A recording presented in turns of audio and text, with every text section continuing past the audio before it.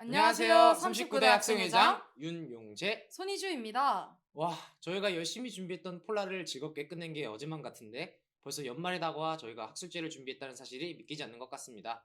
그러게요. 그나저나 우리 학교 학술제만의 다양한 프로그램들 기억하고 계신가요, 용재 씨? 글쎄요. 어떤 게 있었죠? 우선 전공어 인증시험과 전공어 과별 신앙송 대회부터 각 학술 동아리들이 준비한 발표까지 곧 이어서는 대망의 포디움이 시작될 예정인데요. 아, 맞다. 포디움 있었죠? 그 행사가 어떤 행사였는지 간단히 소개해 주세요.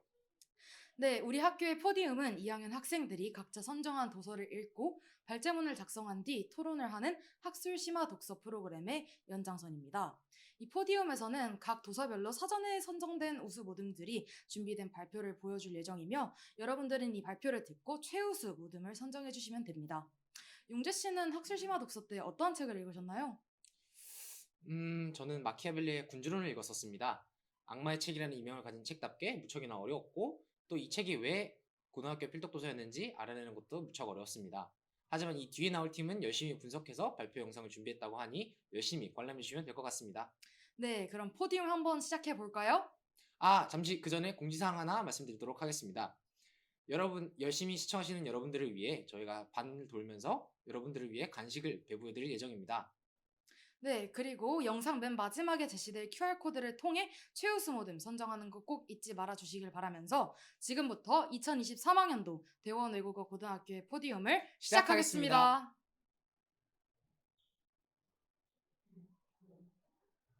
哎，你是这次新来的留学生吗？是的，我叫王云鹏，你呢？哦，我叫郑绵安，你来自哪里？我是杭州人。我是天津的。哦，天津啊，那天津有什么比较有名的东西吗？比如说狗不理包子很有名。这样杭州呢？杭州的话就是西湖比较有名。嗯， 안녕하세요. 20926 정면은입니다. 안녕하세요. 2072 왕문봉입니다. 저희 중국인 유학생은 지난 몇 주 동안 유네스코 세계유산에 대해서 탐구해 왔습니다. 오늘은 저희 두 명이 대표로 탐구 성과를 여러분께 소개를 해보겠습니다. 먼저 유네스코 세계유산이란 무엇일까요? 유네스코에서 보존할 가치가 있다고 판단하여 지정하는 인류의 보편적인 문화유산, 이 자연유산이라고 합니다. 이 많은 점들을 보면 유네스코 세계유산의 분표고 이것은 유네스코 세계유산의 로고입니다. 저희는 오늘 궁궐이라는 주제로 중국, 한국, 영국 이렇게 세 가지 나라의 유산에 대해서 탐구해 보겠습니다. 먼저 중국의 명청 고궁에 대해서 소개를 해보겠습니다. 고궁은 명의 3대 황제 성조 용락제의 지시로 1406년 원의 수도인 대도 황조의 기초 위에서 건설하게 되어 1420년에 완공되었습니다. 1421년부터 1911년까지 491년 동안 명청시기 24명의 황제 부처로 사용된 세계 최대의 궁전이며 규모는 해안면 광장의 1.7배나 되는 72.5만 제곱미터 넓이에 9,999칸 건물로 건축 면적이 15만 제곱미터에 이르며 성을 둘러싸고 있는 이 성벽의 길이는 무려 3km나 됩니다. 여기 보시면 고궁에는 남쪽에 오문, 동쪽에 동화문, 서쪽에 서화문, 북쪽에는 현무문 이렇게 4개의 문이 있으며 현재 현무문이 고궁박물원의 정문으로 사용되고 있습니다. 여기紫禁城이라는 한자를 보면 이게 고궁의 구칭이었는데 예로부터 중국에서는 천일합일이라는 하늘과 사람이 합일체임을 밝히는 유교적 개념을 가지고 있습니다. 당시 사람들은 천자에 거쳐가 우주의 중심인 자미원에 있어 그곳을 기점으로 우주가 움직인다고 믿었기에 이를 상징하는 뜻의 자를 황제의 허락 없이는 아무도 범접할 수 없다는 공간이란 뜻의 금을 이렇게 두 가지를 사용해서 자금성이라고 명명하였습니다. 이런 자세한 내력을 모른 명나라 시대 유럽 선교사들은 금지된 그리고 성벽을 둘러싼 이란 뜻으로 직역하면서 서양에는 금지된 도시라는 뜻으로 오역된 것으로 볼 수 있습니다. 봉건적인 유적과 유물을 구황조의 상징이라고 부정적으로 여기던 문화 대혁명 전후 중국에서 고궁이라는 이름도 옛것에 대한 향수를 불어일으킨다 해서 태궁이라고 부르다는 주장도 있었으나 곧 공공시설의 이름에 패자를 쓰는 건 좋지 않다 해서 고궁으로 낙점되었습니다. 마지막으로 자금성의 8몇 가지를 소개하자면 첫 번째, 자금성의 전체 크기는 광대하지만 단일 목조 건물로 비교하면 태화전은 일본의 다이부치젠보다 작습니다. 두 번째, 자금성은 정문이 태안문이라고 아는 사람들이 꽤 되는데 자금성을 둘러싼 황성도 자금성의 일부로 포함되어 있던 명청시대 기준으로는 아주 틀린 말은 아니지만 태안문은 현재 기준으로 자금성 앞에 위치할 뿐 정문은 아닙니다. 현재 기준 자금성의 정문은 오문이며 태안문은 자금성을 둘러싼 황성의 정문입니다. 감사합니다. 자, 지금부터 제가 한국의 경복궁에 대해 소개하겠습니다. 경복궁은 한국의 수도인 서울에서 가장 큰 궁궐이자 조선 왕조때 지어진 5대 궁궐 중 하나입니다. 이 화면을 보시면 바로 역사 탑라인이거든요. 1395년 경복궁은 조선 왕조의 장시자인 대조 이성계가 건설하도록 명령한 것입니다. 이 결정은 왕조의 지위를 강화하고 신도시 한성의 중심 궁궐로서의 역할을 하기 위한 것이었습니다. 1592년 일본 토요토미 히데요시의 침략 때문에 궁궐에 많은 문화재와 예술품도 손상을 입었습니다. 17세기 초 조선 왕조는 대규모 복구 작업을 실시했습니다. 그러나 한반도의 정치적 불안과 기타 어려움으로 인해 경복궁의 복원 작업을 어느 정도의 시간이 소요되었습니다. 17에서 19세기까지 천나라 동시 시기에 경복궁은 몇 차례의 개축과 복구를 거쳤습니다. 19세기 말 1827년에 경복궁은 대규모 재건을 경험했습니다. 1910년에서 45년까지 일본은 조선 시민 통치와 함께 경복궁은 다시 박멸되고 약화되었습니다. 현재 복원과 보존, 대한민국 정부는 20세기 말과 21세기 초에 걸쳐 경복궁은 복원하고 보존하기 위한 일련의 조치를 취했습니다. 그러면 제가 간단하게 중국 고궁과 한국 경복궁에 대해 차이점을 설명하겠습니다. 그게 바로 건축 양식이고요. 경복궁은 한국 전통 건축의 대표적인 예시로 다층 집들로 이루어진 주제 구조와 녹색 내열성 전자 지붕이 특징입니다. 이 궁궐은 거대하며 전반적으로 한국 건축 양식을 대표합니다. 이와 달리 고궁은 중국 거대 건축의 아름다움을 전하고 있습니다. 공림궁전은 주로 나무와 녹색 천자로 구성되며 붉은 벽과 노란 기와가 자연적인 산수와 조화를 이루어 중국 거대 건축에 웅장하고 장엄한 정신을 감존합니다. 마지막으로 제가 영국 버킹엄에 대해 소개하겠습니다. 버킹엄 궁전은 런던의 황궁이자 영국 건조의 관저입니다. 그것은 영국 런던의 왕실 숙소로 영국 건조의 행정 본본입니다. 신거 전주의 양식인 이 웅장한 건물을 18세기 초에 지어졌으며 여러 차례의 수선을 거쳤습니다. 버킹엄 궁전은 1705년 버킹엄 공작 존 세필드에 의해 런던 중심부에 세워졌습니다. 이 건물은 원래 개인주택이었으나 영국 왕실에 매입하여 영국 왕실의 공식 거주지가 되었습니다. 1837년 빅토리아 여왕이 즉위한 후 버킹엄 궁전은 대대적인 확장과 리모델링을 거쳤습니다. 증축된 궁전은 더호 장관이었고 영국 왕실의 상징 중 하나가 되었습니다. 20세기 초 버킹엄 궁전은 많은 화재와 전쟁의 피해를 겪었지만 몇 번 복구되고 재건되었습니다. 재건된 버킹엄 궁전은 1953년에 개장하여 영국 왕실의 공식 숙소와 중요한 관광 명소가 되었습니다. 이상입니다. 감사합니다.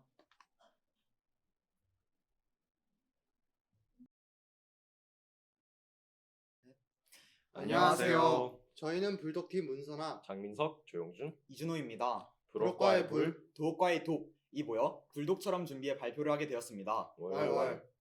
오늘 저희가 발표할 책은 장 보드리아르의 소비의 사회이고 이를 기아의 리브랜딩을 중심으로 분석하려고 합니다. 최근 자가용 시장의 변화 동향, 기아의 변화로 알아본 소비의 사회 속 개념, 기아가 직면한 문제와 해결 방안 순서로 진행할 계획입니다. 이제 발표 시작하겠습니다. 경청 부탁드립니다.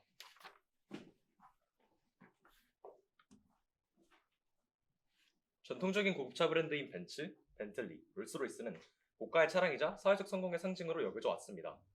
하지만 최근 들어 테슬라와 같은 전기차 브랜드가 눈에 띄게 성장하고 있습니다. 대표적인 전기차인 테슬라 모델 X는 가격이 1억 원을 넘기며 우버에서도 고급차로 분류됩니다.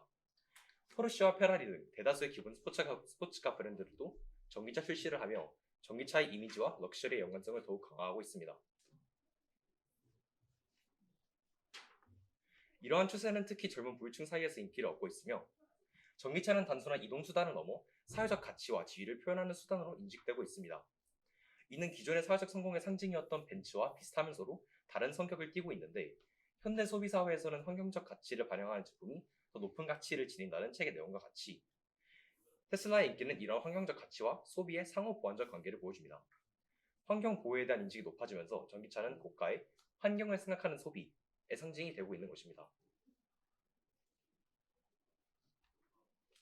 이렇게 사용 가치보다 기호 가치를 중요시하는 것은 소비의 사회에서 주요 내용으로 다루어지는데요.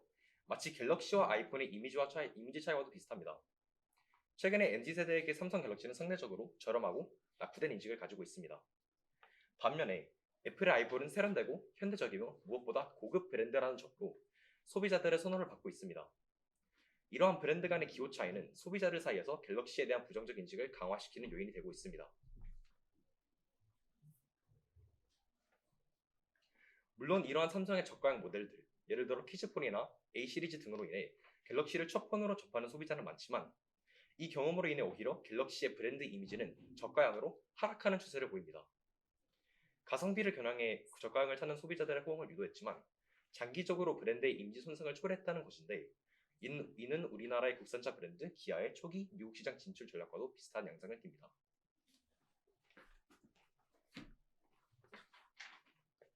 아이폰과 테슬라 등의 브랜드가 대중적으로 하이엔드 이미지를 만들면서 세련되고 개성 있는 제품으로 인식되는 반면 기존의 기아, 갤럭시는 낙후된 이미지로 인해 본연의 개성을 부각시키기 어려웠습니다. 대중적인 인식 속에서 자연스럽게 저가 하급으로 분류되며 전체 브랜드에 악영향을 끼친 것입니다.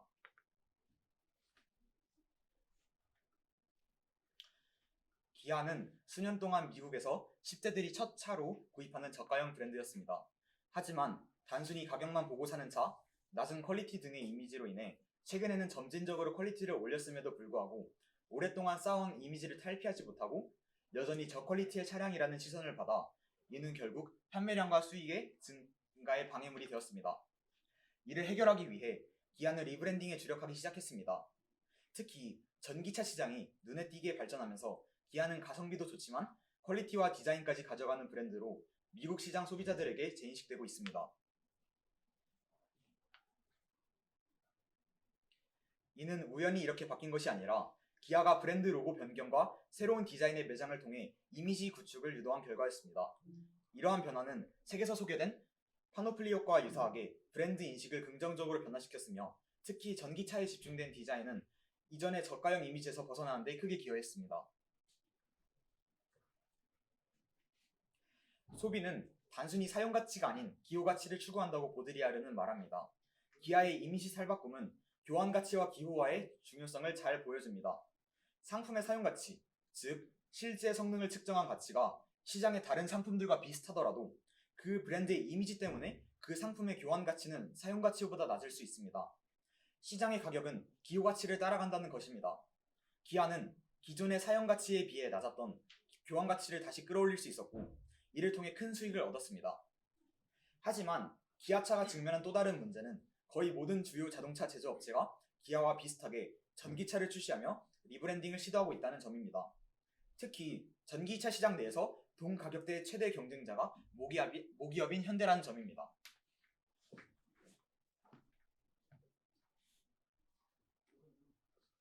저는 이러한 도전에 대응할 기아의 전략에 대해 말씀드리겠습니다.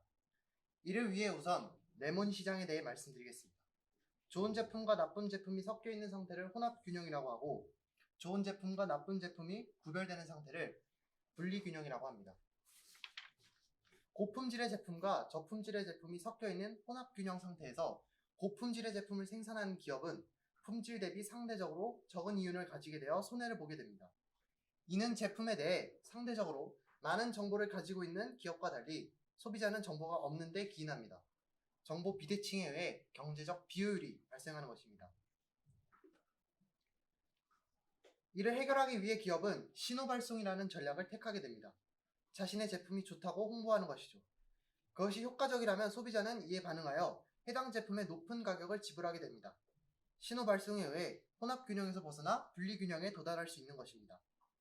이때 저품질 생산기업은 신호를 보내지 않고 저가 정책을 유지함으로써 시장 자체가 축소되거나 소멸될 위험을 피해 매출을 유지할 수 있습니다. 신호 발생 유무에 따라 각기 다른 시장에 편입되어 차별화된 판매 전략을 수립하는 것입니다. 이를 내시 균형이라고 합니다. 일반적으로 경제 주체가 모두 본인의 효율성을 추구할 때와 달리 내시 균형에 도달할 때 경제 전체적으로 최대한의 효율이 난다는 것이 수학적으로 입증되었습니다. 기아도 이와 같은 판매 전략을 수립해야 합니다. 지금 기아와 현대가 이미지가 중첩됩니다. 사실상 이미지가 합쳐지면서 브랜드 차별화가 이루어지지 않고 있습니다. 그래서 이미지 분리가 필요합니다. 이때 브랜드별로 차별화된 시장을 형성하는 것이 요구됩니다. 통합한 현대기아의 브랜드를 사실상 분리하면 됩니다. 이 인수합병은 계획된 것이 아닌 기아의 내부 문제로 인해 급하게 진행되어 상당히 겹친 이미지를 가짐에도 이를 아직까지 분리시키지 못하고 있습니다. 기아의 이미지를 유지한 채 현대의 이미지를 고가 제품 판매 브랜드로, 기아를 저가 제품 판매 브랜드로 만든다면 분리 균형에 도달할 수 있습니다. 그렇다면 결국 내시 균형에 도달한 현대 기아의 이익을 극대화할 수 있습니다. 현대의 기존 이미지를 벗어나기 위해서는 현대를 끌어올리는 것도 있지만 이미 고급 승용차 이미지로 있는 제너시스 브랜드를 활용해 전기차 등 더 확장시키는 것이 더 나은 방안으로 보입니다. 여기 제너시스 브랜드가 있습니다. 이를 성공시키면 독일의 폭스바겐 그룹처럼 저소득층부터 최상위 부유층까지 매우 넓은 소비자층을 얻을 수 있습니다. 현재 구조가 국내 시장에서 안정화되어 있고 약 90%에 달하는 점유율을 가지고 있지만 해외 시장에 더 큰 소비자층을 얻기 위해서는 단기적인 점유율 감소도 감수할 가치가 있습니다. 구체적인 방안으로 사진에 나온 제너시스와 같은 고가 브랜드로의 전환을 고려하는 현대와 달리 기아는 중저가형 전기차 시장에 집중하는 것이 수익성 증가에 도움이 될 것입니다. 이를 통해 아까 말씀드렸던 것처럼 대중적이면서도 합리적인 가격대의 전기차 브랜드로 자리매김할 필요가 있습니다. 이상으로 저희 조의 발표를 마치겠습니다. 감사합니다.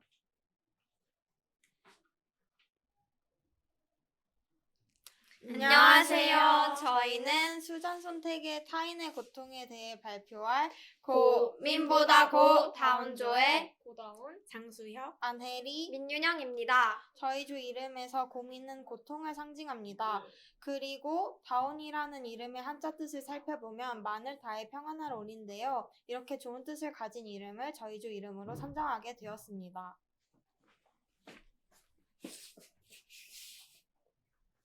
네, 그럼 본격적으로 발표를 시작하기에 앞서 저희가 준비한 영상 하나를 보여드리도록 하겠습니다. 아니요. 아니요, 저 처음 보는 사진입니다. 약간 기근이나 기아 문제 같은 걸 좀 극적으로 보여주는 사진인 것 같다고 생각했습니다. 근데 그 뒤에 있는 약간 냉금류 넷가 이제 뭔가 잡아먹을 것 같기도 하고. 저 아이가 너무 불쌍해 보여요. 저도 너무 도와주고 싶네요. 당장 도움을 줄 수 있음에도 불구하고 사진을 찍어서 약간 도움을 바로 주지 않았다는 점이 조금 문제가 될 수 있다고 생각합니다. 사진 찍고 나서 이렇게 약간 도와줬는지가 좀 궁금하기도 하고. 그러니까 사진을 찍는 것도 좋지만 저 아이를 도와주는 게 우선이지 않을까라고 생각합니다. 전 그래도 사진을 찍어서 많은 사람들이 알게 되어서 도움이 되지 않나. 이 사진에 대해 알고 계시나요? 네, 많이 봤던 사진입니다. 중요한 것은 작가 개인에게 책임을 묻는 것보다 이것을 유통하는 플랫폼, 이것을 소비하는 사회에 대한 시각도 존재해야 된다. 다시 말해서 남의 고통들을 이렇게 소비하는 것들은 몇몇 개인 탓이 아니라는 거예요.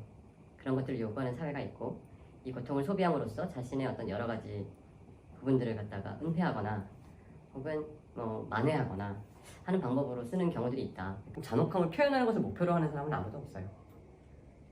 그 자체가 목표여도 안 되고 사실 표현의 적절성을 판단하는 문제는 몇몇 개인이 아니라 되게 사회적 합의의 문제다. 사회적 수준의 문제다 이렇게 생각하고 싶어요.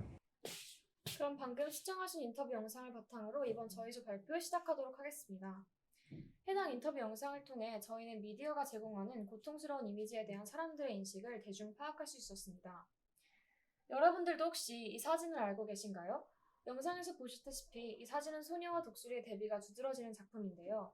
이 사진을 촬영한 사진 작가는 소녀를 당장 구하지 않고 사진부터 찍었다는 점에서 수많은 비난을 받았고 결국 목숨을 스스로 끊게 되었다고 합니다. 이 탐구를 진행하기 전 저희 조는 대체적으로 고통스러운 이미지를 생산하는 생산자에 초점을 두어 책임 의무를 고찰해 보았는데요. 독서와 인터뷰를 통해 도출해낸 결론은 이러합니다. 즉 잔인하고 고통스러운 이미지를 아예 소비하지 않는 것은 불가능하고 또 때론 대의를 위해서 이러한 요소들이 반드시 필요할 때도 많습니다. 결국 책임을 져야 하는 주체는 개개인이 아닌 하나의 사회라는 사실입니다. 고통스러운 이미지를 통해 그것보다 더 상위에 있는 가치 혹은 교훈을 전달하려는 것이 아니라 타인의 고통 그 자체를 부각시켜 일종의 쾌락으로 삼는 현대사회의 일부 모습들이야말로 개선되어 나가야 한다고 생각합니다.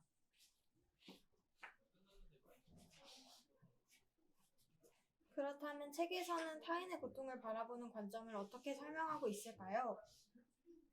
작가는 사람들에게 잔혹한 이미지를 보고 싶어하는 욕구가 있다고 말합니다. 실제로 고통받는 육체의 이미지가 매혹적일 수도 있다는 언급은 플라톤을 비롯한 고대 그리스 철학자 사이에서부터 존재해 왔습니다. 그리고 현대에서는 사람들이 타인의 고통과 불행을 보며 즐거움을 느낀다는 견해가 받아들여지고 있죠. 잔악함에 대한 사랑이 연민만큼이나 인간에게 자연스러운 감정이라는 것입니다. 그리고 우리는 동시에 타인과 자신의 상황을 비교하여 상대적으로 안도감을 느끼거나 타인의 고통을 줄이기 위해 내가 할 수 있는 것이 아무것도 없다는 무력감을 느끼기도 합니다. 이는 사람들로 하여금 끔찍한 사건과 이미지를 외면하게 만듭니다. 이렇듯 타인의 고통을 보고 싶어하는 욕구, 타인과 자신을 비교함을 통해 느끼는 만족감, 그리고 무력감과 공포는 사람들을 잔인한 이미지에 무감각하게 만듭니다. 이어서 조별 토론 과정에서 나누었던 의견을 간략히 설명해 드리도록 하겠습니다. 여러분, 다들 누군가가 본인의 사진을 찍으려 한다면 어떤 반응을 보이시나요? 보통 대부분은 머리카락이 정돈되어 있는지, 표정은 이상하지 않은지 신경 쓰며 좋은 모습으로 사진을 찍으려고 할 겁니다. 이렇듯 사진의 기본적 기능은 무엇인가를 가장 좋은 모습으로 담고 미화하는 것입니다. 하지만 근래에는 이 담배값 경고 사진처럼 사람들에게 의도적으로 추하거나 안 좋은 모습을 담은 사진을 보여줌으로써 충격을 주고 그 충격이 즉각적인 행동으로 이어질 수 있도록 유도하는 기능이 생겼습니다. 그런데 이렇게 자극적 이미지가 주는 충격이 사람들의 행동이나 생각 변화를 언제까지 이끌어낼 수 있을까요? 저희 모둠이 내린 결론은 사진은 고통을 전달하는 효과적 도구인과 동시에 고통을 둔감하게 할 수 있는 위험한 존재이기도 하므로 개인과 사회가 고통의 이미지를 부적절하게 오용하지 않으려면 어떤 방향으로 나아가야 할까 고민해 보아야 한다입니다.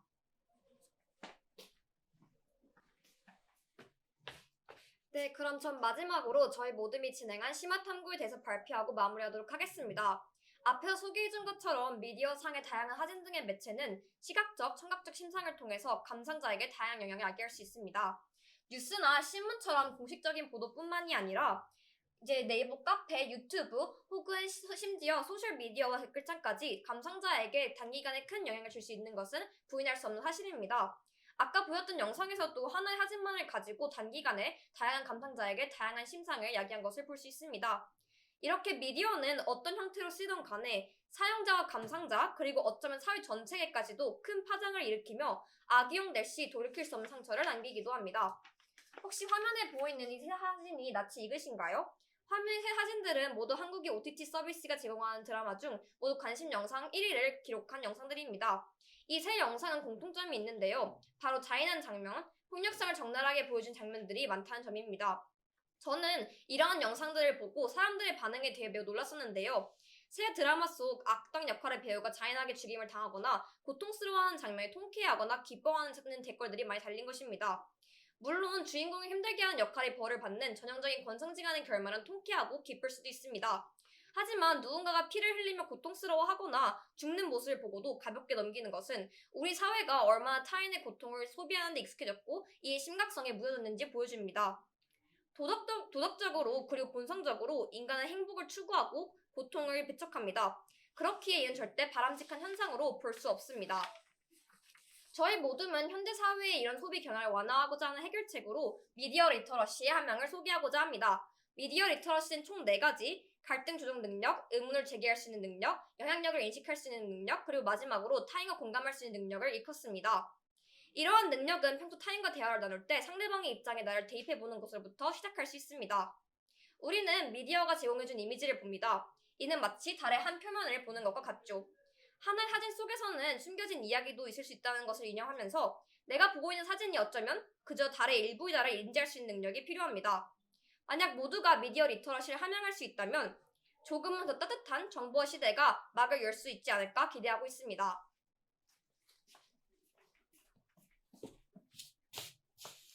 그럼 지금까지 고민보다 고다운조였습니다. 감사합니다.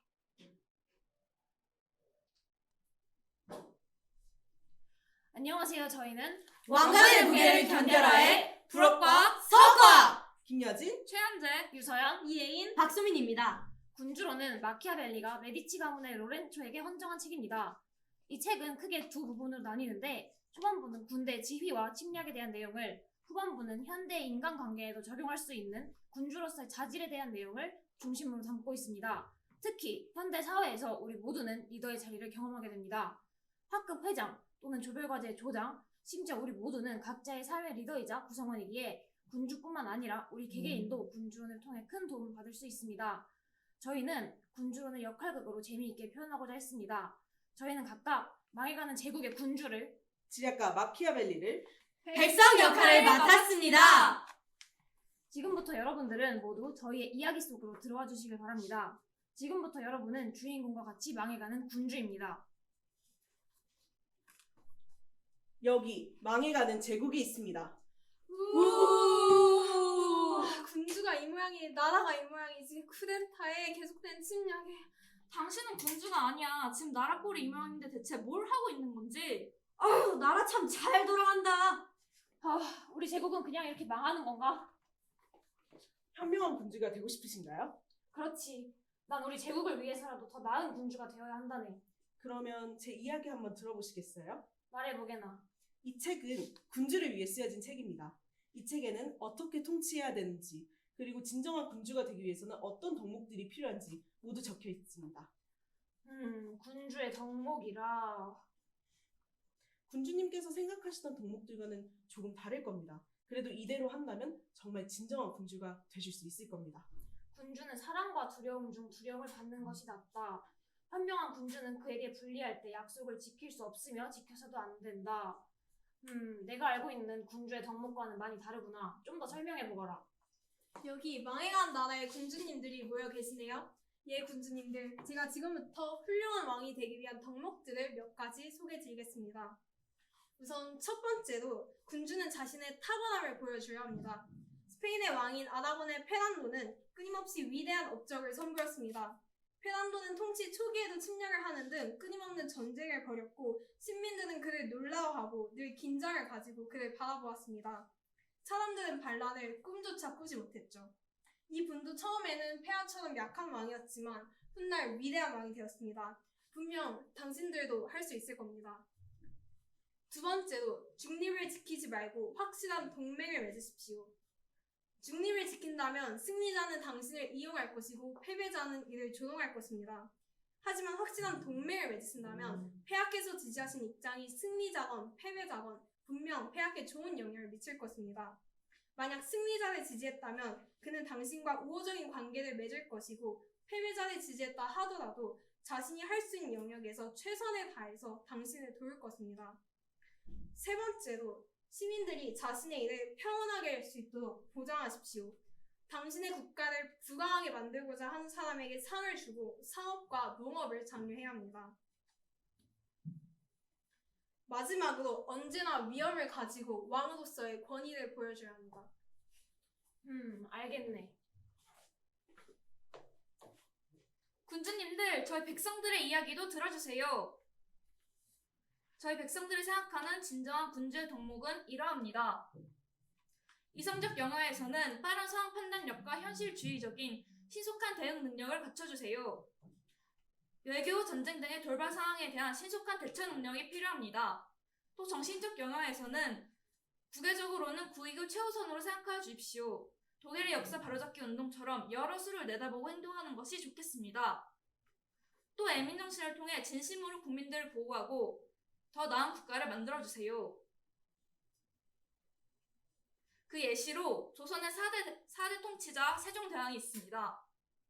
그는 한글 창제를 통한 문맹률 감소, 노비들의 휴가 보장 등 애민 정신을 바탕으로 한 백성들을 위한 다양한 제도 및 체제를 구축하여 백성들의 삶을 편안하게 했습니다. 또 현대 인물인 미국의 오바마 대통령 사례도 알려드리겠습니다. 오바마 대통령은 부드러운 카리스마로 구성원들을 하나로 통합하고 또 실무자에게 이목을 집중시켜 구성원 모두의 자질과 능력을 인정하는 리더십으로 유명합니다. 이러한 점들을 살펴봐 주시옵소서. 내가 진정으로 훌륭한 군주가 되기 위해서는 이러한 덕목들을 갖추면 되겠구나. 그런데 이 책에 나오는 투르크 프랑스 유형이 무엇인지 정말 이해가 되지 않는구나. 그건 제가 설명해 드릴게요. 투르크 유형과 프랑스 유형은 국가 통치 유형입니다. 투르크 유형의 경우 정복하기는 어렵지만 유지하기는 쉬운 유형으로 한 군주에 의해 지배되고 다른 사람들은 모두 그에게 복종하는 신하들로 이루어진 유형입니다. 이 유형의 경우 절대자 지배자가 존재하기 때문에 내부 협력자가 외부 세력에게 협조할 수 없고 또 추종자들을 모으거나 술탄을 중심으로 단결력이 아주 세다는 특징이 있습니다. 반면 프랑스 유형의 경우 유지하기는 어렵지만 정복하기는 쉬운 유형입니다.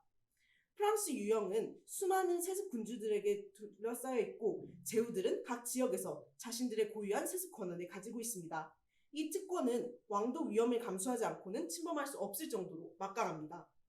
항상 불만을 품은 세력과 새로운 정권을 갈망하는 자들이 있기 때문에 외부에서 내부 조력자를 만들기 쉽지만 진압된 무리로 인해 새로운 적이 생기게 됩니다. 세력들에게 불리해지면 언제든지 국가의 권력을 잃을 수 있는 것이죠. 그럼 두 유형 중 어느 유형이 나은 것인가? 그것은 나라의 상황에 따라 다르지만 이번엔 21세기 백성의 이야기를 들어볼까요?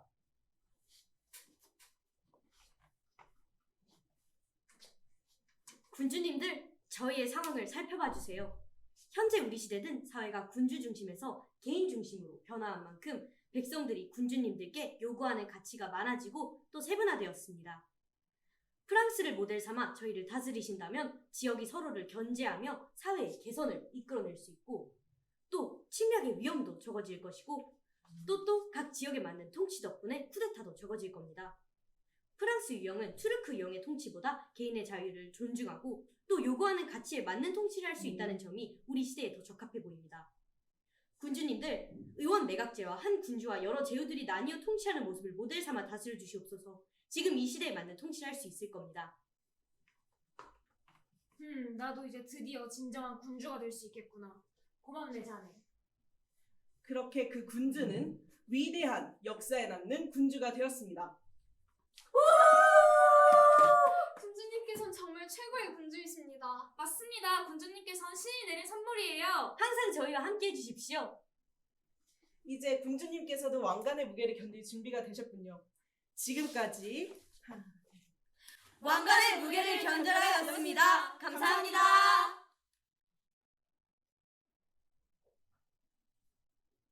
네, 안녕하십니까. 저희는 오늘 총균세를 읽고 학술심화 도서를 발표를 할 열리지 비익조의 박준상, 문성훈입니다.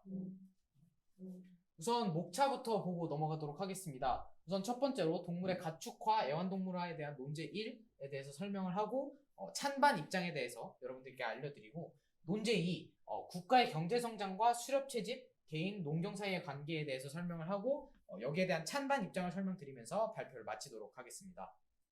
네, 일단 첫 번째 논제로는 과학기술의 발전을 통해 인간들이 원하는 새로운 반려동물을 길들이는 것은 옳다라는 논제이며 책의 내용을 분석해 보자면은 일단 작가는 가축화의 두 가지 목적을 설명하였습니다. 그 첫 번째 목적은 이익을 얻기 위해 동물을 가축화시키는 건데요. 여러 성공 사례도 있지만 실패 원인 중에 대표적인 것은 수면병과 같은 자연적인 요인이 있습니다. 또한 작가가 소개한 두 번째 요인으로는 애완동물을 만들기 위한 가축화가 있는데요. 이 또한 여러 성공 사례도 있지만 실패 원인으로는 책에서 언급한 것을 그대로 얘기하자면 나머지는 과거의 어떤 사소한 문제 때문에 실패하였으며 앞으로도 야생 상태로 남아있을 운명인 듯하다 라며 모호하게 이에 대하여 설명하였습니다. 그리고 이 분석을 통해서 제가 느낀 점과 주장에 대해 설명하자면 세상에는 수많은 사람들이 살아갑니다. 이런 사람들은 개개인마다 자신의 독특한 취향이 있을 것이며 사람들의 취향은 끝도 없이 그리고 발전하면 매우 다양할 것입니다. 그렇기 때문에 이런 취향들을 모두 충족하기 위해서는 과학기술의 발전을 통해 인간들이 원하는 새로운 반려동물을 길들이는 것은 옳다라는 주장을 하게 되었습니다. 우선 찬성 입장입니다. 인간과 동물을 포함한 자연 생태계 모두의 이익을 증진할 수 있다면 동물을 길들이고 동물을 사유하는 것은 정당하다라고 하고 있습니다. 우선 첫 번째로 공리주의 입장에서 여기에 대해서 동의를 하고 있고요. 두 번째로 환경 문제가 큰 위기로 떠오른 지금 자연에 해를 끼치지 않는 선에서 인간에게 이득이 되는 행위를 하는 것은 중요하다라고 말을 하면서 찬성 입장을 피력하고 있습니다. 두 번째로 반대 입장입니다. 현대 사회에서 무분별하게 동물을 사유하는 것은 옳지 않다라고 주장을 하고 있고요. 우선 첫 번째로 인간이 동물을 도구화하고 수단화하면서 활용하는 것은 윤리적으로 어긋난다라고 주장을 하고 있고요. 두 번째로 동물 중심주의를 토대로 동물 학대, 반려견 유기, 활동 공간 제한으로 인한 스트레스 유발 등을 일으킬 수 있기 때문에 이런 것들이 필연적으로 일어날 수 있다라는 점에 집중을 해서 반대 입장을 피력하고 있습니다. 마지막으로 현존하는 반려동물들 중에서 반려동물 종에서 벗어난 새로운 종을 반려동물로 들여올 경우 사회적 또는 구조적, 제도적 혼란이 발생할 것을 우려하여 반대 입장을 드러내고 있습니다. 다음 논제입니다. 두 번째 논제로는 수렵 채집 또는 농경의 선택은 국가 경제 성장에 매우 작은 영향을 준다라는 내용이며 일본의 사례, 중국의 사례, 그리고 미국의 사례를 통해서 이를 분석해 보도록 하겠습니다. 일단 일본의 사례를 보자면 일본은 아시아 본토의 집약적인 식량 생산에 비해 농경 분야를 좀 더 느리게 그리고 좀 더 느긋하게 채택하는 경향이 있습니다. 이 이유로는 일단 해산물과 토종식물을 기반으로 한 수렵 채집이 농경을 기반으로 한 생산력보다 상당히 높기 때문이라고 볼 수 있고요. 이런 수렵 채집을 선택한 일본은 현재 사회에서 현대 경제를 이끌어 나가는 몇몇 안 되는 나라 중 하나로 꼽히는 걸 볼 수 있습니다. 두 번째는 중국의 사례입니다. 중국은 넓은 국토로 인해 많고 다양한 자원이 존재합니다. 또한 많은 생태계가 존재하기 때문에 비교적 자원 획득이 쉬운 환경에 속해 있습니다. 그럼에도 불구하고 중국은 수렵 채집보다는 농경을 택한 모습을 볼 수 있습니다. 이러한 농경을 택한 중국은 현대 사회를 이끌어 나가는 국가가 아닌 개발도상국의 처지에 있음을 볼 수 있습니다. 마지막은 미국의 사례입니다. 미국은 수렵 채집보다는 농경을 선택한 나라인데요. 농경을 선택한 미국은 현대 세계 경제를 주도하는 국가가 되어 있음을 볼 수 있습니다. 책의 작가는 과거에는 수렵 채집이 농경보다 다양한 측면에서 유리하다고 주장을 하였습니다. 하지만 저희가 방금 살펴봤듯이 미국, 일본, 그리고 중국의 사례를 본다면 과연 농경과 수렵 채집 중에서 무엇을 선택했는지에 따라 경제 성장이 어떤 영향이 있을 것이다 라는 것에 의문을 품을 수 있습니다. 그렇기 때문에 저희는 수렵 채집 또는 농경의 선택은 국가 경제 성장에 매우 작은 영향을 미친다 라고 주장하였습니다. 위의 토론 주제에 대해서 우선 찬성 입장입니다. 우선 찬성 입장은 국가의 경제 성장은 단순히 그 국가가 농경 또는 수렵 채집을 선택했는지에 달려있지 않다라고 주장을 하고 있는 것입니다. 우선 찬성 입장 같은 경우에는 그 농경과 수렵 채집 외에도 다른 외부적인 요인들이 많이 개입을 하기 때문에 이런 것들을 모두 고려해서 연구를 진행해야 된다라고 주장을 하고 있고요. 그런 요인들 같은 경우에는 우선 지리적 요소, 환경적 요소, 인구적 요소들이 있습니다. 이러한 요인들을 모두 고려하지 않은 연구는 무의미하고 쓸모가 없다라고 생각을 하고 이러한 요인들을 모두 포함을 해서 연구를 해야 수렵 채집이나 농경이 어떤 영향을 끼쳤는지 또는 어떤 나라가 얼마나 경제 발전이나 경쟁력 발전을 이룩했는지를 알 수 있다라고 주장하고 있습니다. 반대 입장 같은 경우에는 수렵 채집과 농경 사이의 결정은 국가 경쟁력에 큰 영향을 끼친다라고 설명을 하고 있고요. 우선 책의 부분 대륙 간 불균형 이론과 원주민이 낙후된 원인 부분을 보면 지리적 요인이 국가 경쟁력이나 경제 성장에 큰 영향을 끼치고 결국 이 지리적 요인이 수렵 채집이냐 농협이냐를 결정하기 때문에 결국 수렵 채집이나 농협이나를 결정하는 것이 국가 경쟁력에 필연적으로 큰 영향을 미친다라고 주장하고 있습니다. 두 번째로는 역사적으로 많은 농업을 선택한 국가들 같은 경우에는 식량 저장과 풍족한 농업 생산력을 이루어내어서 좋은 문명을 이룩한 반면에 수렵 채집을 선택한 국가 같은 경우에는 식량 확보의 불확실성과 여기 나오시지 환경의 위험성에 노출되어서 농경사회로서 전환 여부가 어렵고 또한 국가 경쟁력으로 이루어질 수 없었기 때문에 발전이 어려웠다라고 판단을 하고 있습니다. 저희는 총균세를 읽고 두 가지 논제에 대해 소개를 하였는데요. 여러분도 이 논제에 대해서 한번 고민을 해봤으면 유익한 시간이 될 거라고 생각합니다. 이상으로 총균세를 읽고 진행하게 된 학술심화도서 발표를 마치도록 하겠습니다. 감사합니다.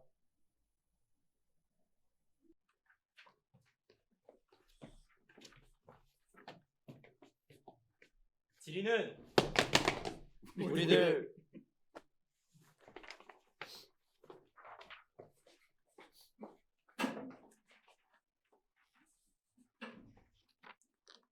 안녕하십니까.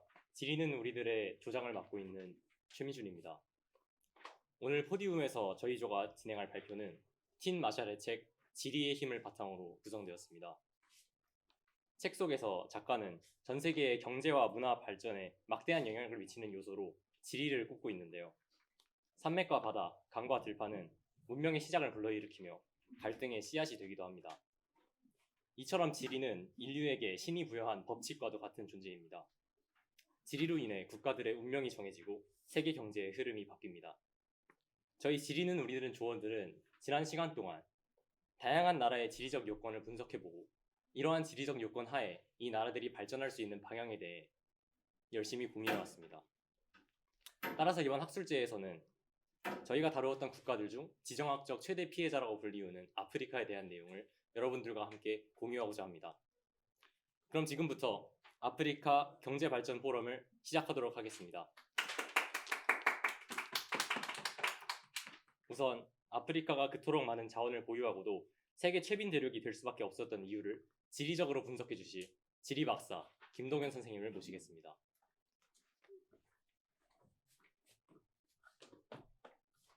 네, 안녕하십니까. 지리 박사 김동현이라고 합니다.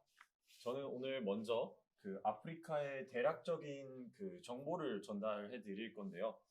먼저 아프리카 대륙은 아시아에 이어 전 세계에서 두 번째로 큰 대륙으로 50만 년 전 호모사피엔스가 처음 등장하면서 제일 일찍 출발한 문명입니다.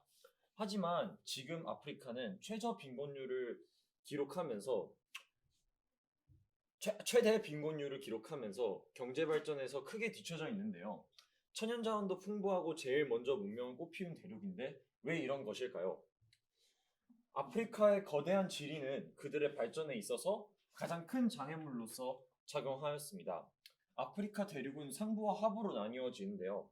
상부는 북아프리카의 아랍어 사용 국가들로 구성되어 있지만 부족어와 아랍어 등등 수천 개가 넘는 언어와 수천 개의 각자의 문화는 아프리카 대륙의 발전을 막아서는 데 충분하였습니다.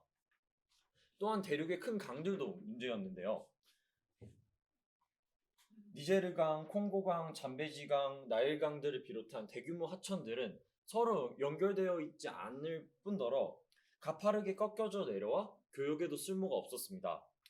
금, 다이아몬드, 우라늄, 구리, 석유, 수자원 등 천연 자원이 풍부하고 개발할 수 있는 농토가 넓지만 이와 같은 이유들과 오랜 시간 동안 외부인들의 약탈 대상이 되어왔던 이유 때문에 아프리카는 발전을 하지 못하였습니다. 감사합니다. 네, 좋은 말씀 잘 들었습니다. 다음 순서로 원래 아프리카 연합 대표님이 직접 참석하여 의견을 표명하실 계획이었지만 개인적인 사정으로 이번 포럼에 불참하게 되셨습니다. 대신 한국에서 아프리카 사랑단 활동을 이어오고 있는 아프리카 전문가 배지한 대표님이 연설문을 대독하여 현지의 실정을 전달해 드리도록 하겠습니다. 박수로 맞이해 주세요.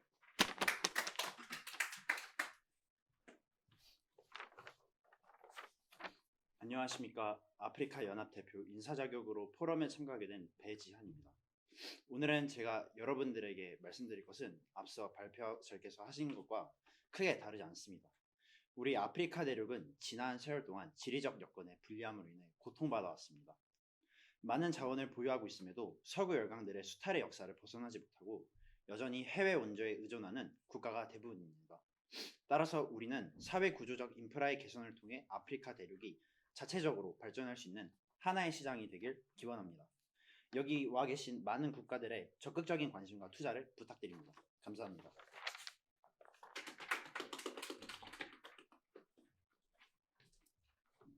네, 말씀 잘 들었습니다. 이제 각 국가들의 아프리카를 도와주기 위한 의견을 표명할 차례인데요. 먼저 중국 측 대표의 의견을 들어보도록 하겠습니다.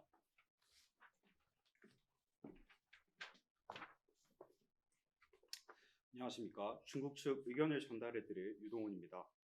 저희 중국은 아프리카 대륙의 무궁한 발전과 번성을 위해 동반자 관계를 유지하고 꾸준한 지원을 통해 두 대륙 간의 연합에 깊은 관심을 표합니다. 정부가 추진하고 있는 1대1로 정책은 이러한 인프라 지원에 최적화되어 있다고 자부합니다. 아프리카 측에서도 말씀했다시피 산업을 위한 첫 걸음은 인프라 구축입니다. 우리 중국의 자본력을 아프리카의 인프라 재건 사업에 투자한다면 향후 발전을 위한 좋은 밑거름이 될 것이라 믿어 의심치 않습니다. 감사합니다.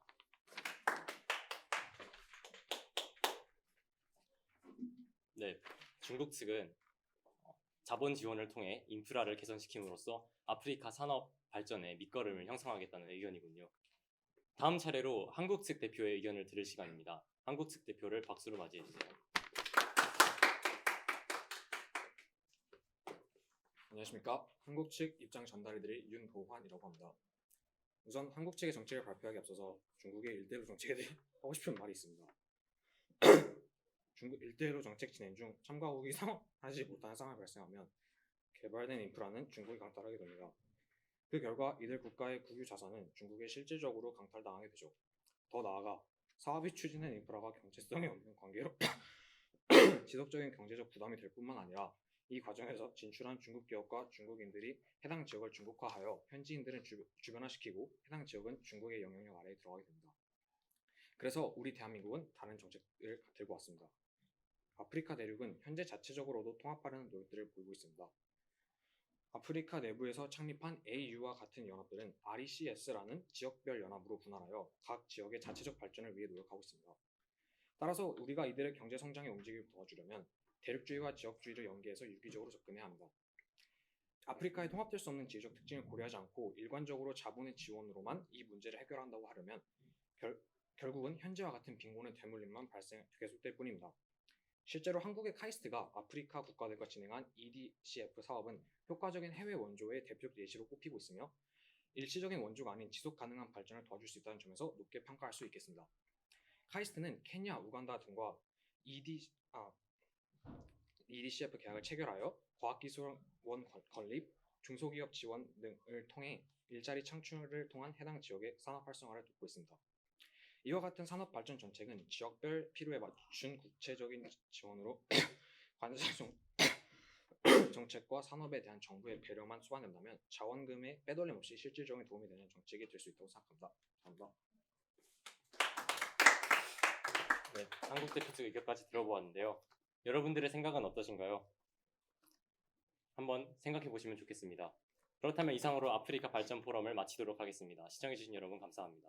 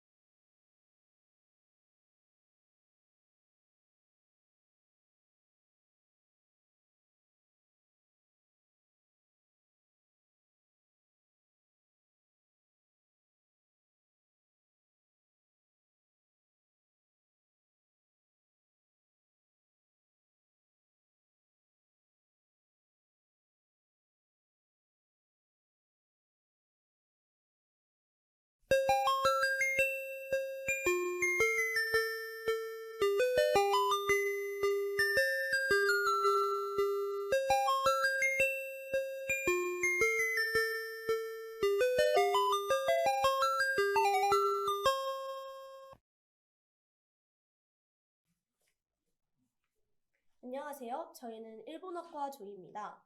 저는 조장 이하인, 저는 조원 강현지, 저는 조원 방채윤입니다. 이제부터 발표를 시작하도록 하겠습니다. 여러분들은 사상과 토론의 자유가 무제한적으로 보장되어야 한다고 생각하시나요? 혹은 제한될 필요가 있다고 생각하시나요?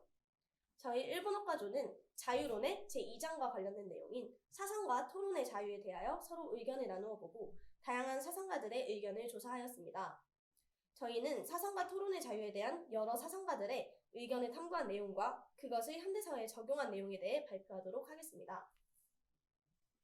우선 자유를 제한한 대표적인 사람인 소련의 지도자였던 스탈린, 그리고 나치의 히틀러, 중화인민공화국의 마오쩌둥 등은 언론과 표현에 대해 엄격하게 통제하고 검열함으로써 반대의 의견을 박해하고 탄압해 정권을 강화하고 이념을 전파하는 데 힘썼는데요.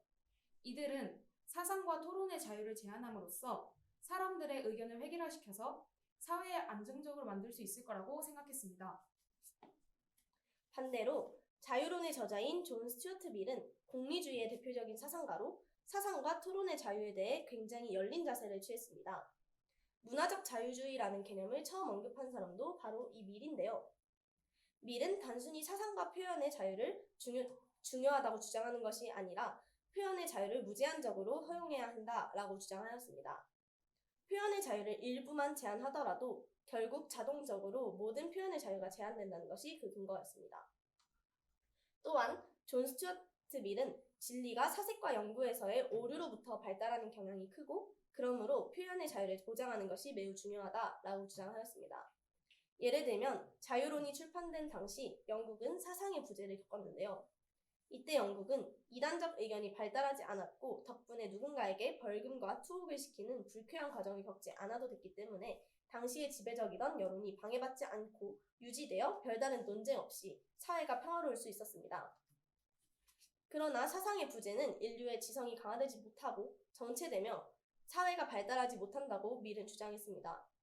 정통파의 결론을 제시하지 않는 탐구, 즉 이단적인 의견을 금지하게 된다면 우수한 두뇌로 자유로운 사상을 표출하고 사회를 진보시킬 사람들의 의견이 궤변이 되어버리고 사회에 도움을 줄 수 없게 되는 것은 물론이고 나머지 다른 사람들의 지적 발달까지 더뎌지게 되므로 사상과 표현의 자유는 매우 중요하다라는 것이 밀의 주장이었습니다. 그럼 과연 밀과 반대로 사상과 토론의 자유를 억압한 사상가들은 누가 있을까요? 사상과 토론의 자유에 대해 보수적이고 비판적인 입장을 가진 사상가들로는 칼 포퍼와 마르크스를 조사했습니다. 칼 포퍼는 대표적으로 관용의 역설이라는 개념을 생각해낸 철학자인데요.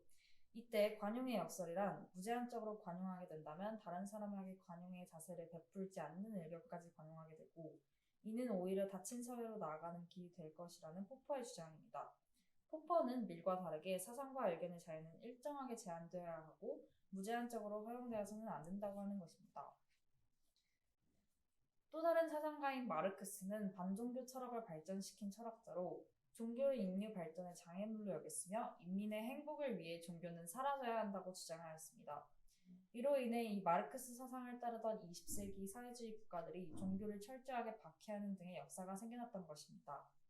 이는 종교를 박해함으로써 사회를 더욱 안정적이게 하고 발전할 수 있도록 한 것이나 밀의 의견인 사상이 자유로워야 사회가 발전할 수 있다라는 의견과는 대립된다고 볼 수 있습니다.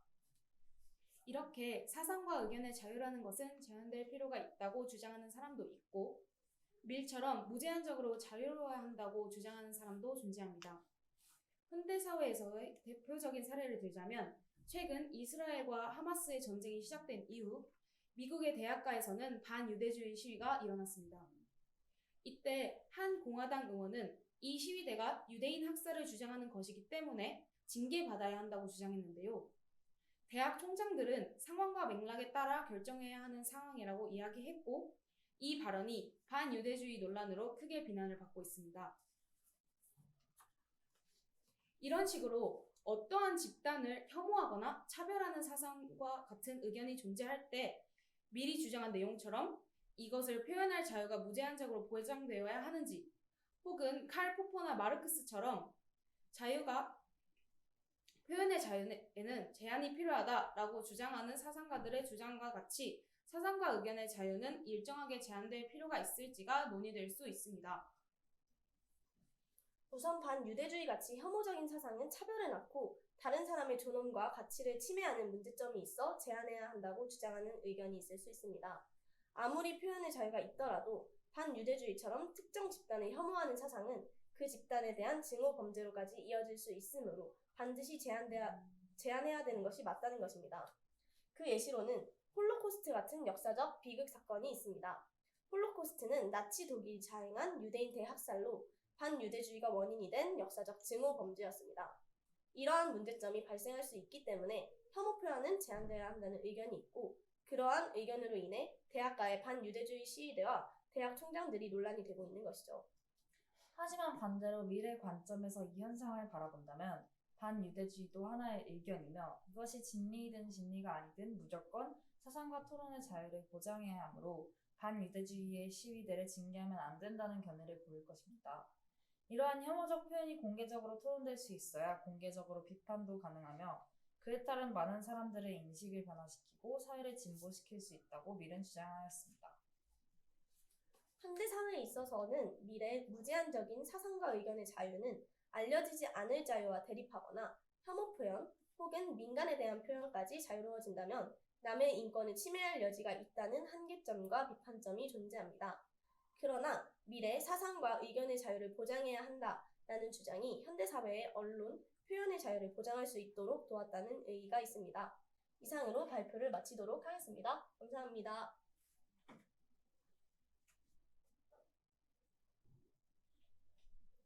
학술심화 독서 사피엔스를 읽고 그 내용을 기반으로 유발 하라리대 진격의 진격의 사피엔스 사피엔스 팀의 토론을 보여드리겠습니다. 저는 2041 박채현, 2039 정승은, 2041 유예린, 2041 이가은입니다. 아니 여러분 혹시 조시는 거 아니죠? 밤새 우셨어요? 밤새 운 거야? 아무리 그래도 이건 너무 심하잖아요. 너 무심했잖아. 네, 그럼 지금부터 최후의 공론에 대해서 발표를 시작하겠습니다. 먼저 저희 팀은 사피엔스를 발췌독하면서 총 2가지의 중요한 구절을 확인할 수 있었는데요. 허구 덕분에 우리는 단순한 상상을 넘어서 집단적으로 상상할 수 있게 되었다. 호모 사피엔스는 어떻게 해서 제국을 건설할 수 있었을까? 그 비결은 아마도 허구의 등장에 있었을 것이다. 여기에서 가장 인상 깊은 단어를 하나 확인할 수 있는데요. 그것이 바로 허구입니다. 네, 인간이 허구를 믿는 능력에 대해서 이 능력이 그들의 멸망으로 이끄는가에 대한 주제로 토론을 진행했습니다. 첫 번째, 먼저 찬성팀의 인론 시작해주세요. 찬성팀 주장 시작하겠습니다. 인간의 허상 능력은 오히려 인간을 최악으로 이끌 수 있습니다. 허상이 인간이 큰 도약을 이루게끔 해준 것은 부정할 수 없으나 허상은 그만큼 한계가 없으므로 그릇된 생각 또한 가능케 합니다. 현대 인류가 저지르는 허상의 역설을 생각해 보시죠. 여러분, 지금 여러분이 할 수 있는 가장 극악무도하고 비윤리적이고 비도덕적인 생각을 한번 해보시기 바랍니다. 이 상상이 현실화되었을 때 어떤 결과가 나타날까요? 이런 작은 생각 메커니즘에 생성되는 결함은 공동체 규칙에 금이 가게 만들 것입니다. 2100년 이전에 현생 인류는 멸망을 선고받았습니다. 저는 현실적으로 이게 아주 말이 안 되는 예측은 아니라고 생각하는데요. 인간은 이미 컴퓨터라는 허구의 존재를 탄생시켜 이 개념을 충분히 활용하고 있습니다. 다만 이 허구적 설정에 너무 의존한 나머지 인간의 생각 대신 기술에 모든 걸 맡기고 있죠. 이를 전문가들은 인간은 인간이기를 포기하기 시작했다라고 설명합니다. 인간 고유 사고체제를 그냥 학습만 시킨 이 불안정한 기계에 큰 의사결정을 맡겨선 안 됩니다. 현재 데이터교라는 게 존재하는데요. 이는 즉 데이터를 신앙의 대상으로 한 종교입니다. 데이터는 인간이 탄생시킨 인공물이고 불안정한 허상인데 이를 너무나 크게 인식하고 신앙 대상으로 삼는 현실이었습니다. 네, 다음으로 반대측 인론 시작해주세요. 저희는 허구에 대하여 긍정적인 입장인데요. 종교혁명과 사회적 질서를 중심적으로 말씀드리겠습니다. 종교는 허구의 대표적인 예라고 할 수 있습니다. 본 적도 경험한 적도 없지만 존재한다고 믿고 있으니까 말입니다. 이 종교는 인류에게 지대한 영향을 끼쳤다고 할 수 있는데요. 역사적으로 봤을 때 종교가 여러모로 쓰임새가 많았죠. 종교 관련 전쟁도 꽤나 많았고요. 특히 국가적 통합을 꾀할 때 종교를 많이들 활용했다는 점을 봤을 때 이러한 허구는 사회 혼란을 가중하기보다는 오히려 사회의 체계를 구축하는 데 도움이 된다고 볼 수 있습니다. 또한 가설로 인해서 컴퓨터나 인터넷 등의 과학 기술이 발전했습니다. 이것은 우리 인류에게 편리함을 제공했을 뿐더러 환경이나 건강적인 측면에서 복구나 재생의 기술도 얻을 수 있었다는 것이죠. 마지막으로 희망입니다. 허구는 희망과 같은 관념적이고 긍정적인 개념을 탄생시켰는데요. 희망 또한 살아가는 데 굉장히 큰 힘이 되어주고 인간에게 중요한 요소 중 하나입니다. 희망이 없다면 절망만 느끼며 살았겠죠. 이렇게 허구는 인간에게 상당히 긍정적인 영향을 끼쳤다고 할 수 있겠습니다. 이어서 찬성측 반론 시작하겠습니다. 네, 가장 먼저 종교를 언급하지 않을 수 없겠는데요. 저희 입장에서는 종교는 사회의 혼란을 가중시킬 뿐입니다. 예시로 사이비 종교라든지 근거가 없는 헛된 믿음이 있겠는데요. 가장 단편적인 예시로 기상청을 믿지 않는 경향에 대해 얘기해 보도록 하겠습니다. 만약 기상청에서 내일 비가 올 것이다 라고 예고를 했는데 그걸 믿지 않아서 아무도 우산을 쓰지 않는다면 쫄딱 젖은 채로 귀가하게 될 뿐만 아니라 이게 만약 홍수로 번지게 된다면 대비가 되지 않아서 굉장히 큰 피해가 생길 수 있습니다. 이는 앞에서 언급했던 데이터교의 사례와 상당히 유사하기 때문에 우리는 데이터와 알고리즘에 지나치게 의존하지 않도록 노력해야 합니다. 또 이미 파괴된 자연은 돌아오기 힘듭니다. 아무리 우리 인류가 과학기술을 발전시킨다고 하더라도 이와 같이 이미 멸종한 생명체들을 복구시킬 수는 없죠. 그리고 희망 좋죠. 살아가는 데는 분명 도움이 됩니다. 그렇지만 지나치게 낙관적인 태도는 하나의 종에 불과한 인류의 생존에 위협이 됩니다. 우리는 우리가 리스크를 가지고 있다는 것, 불완전하다는 사실을 인지하고 있어야 합니다.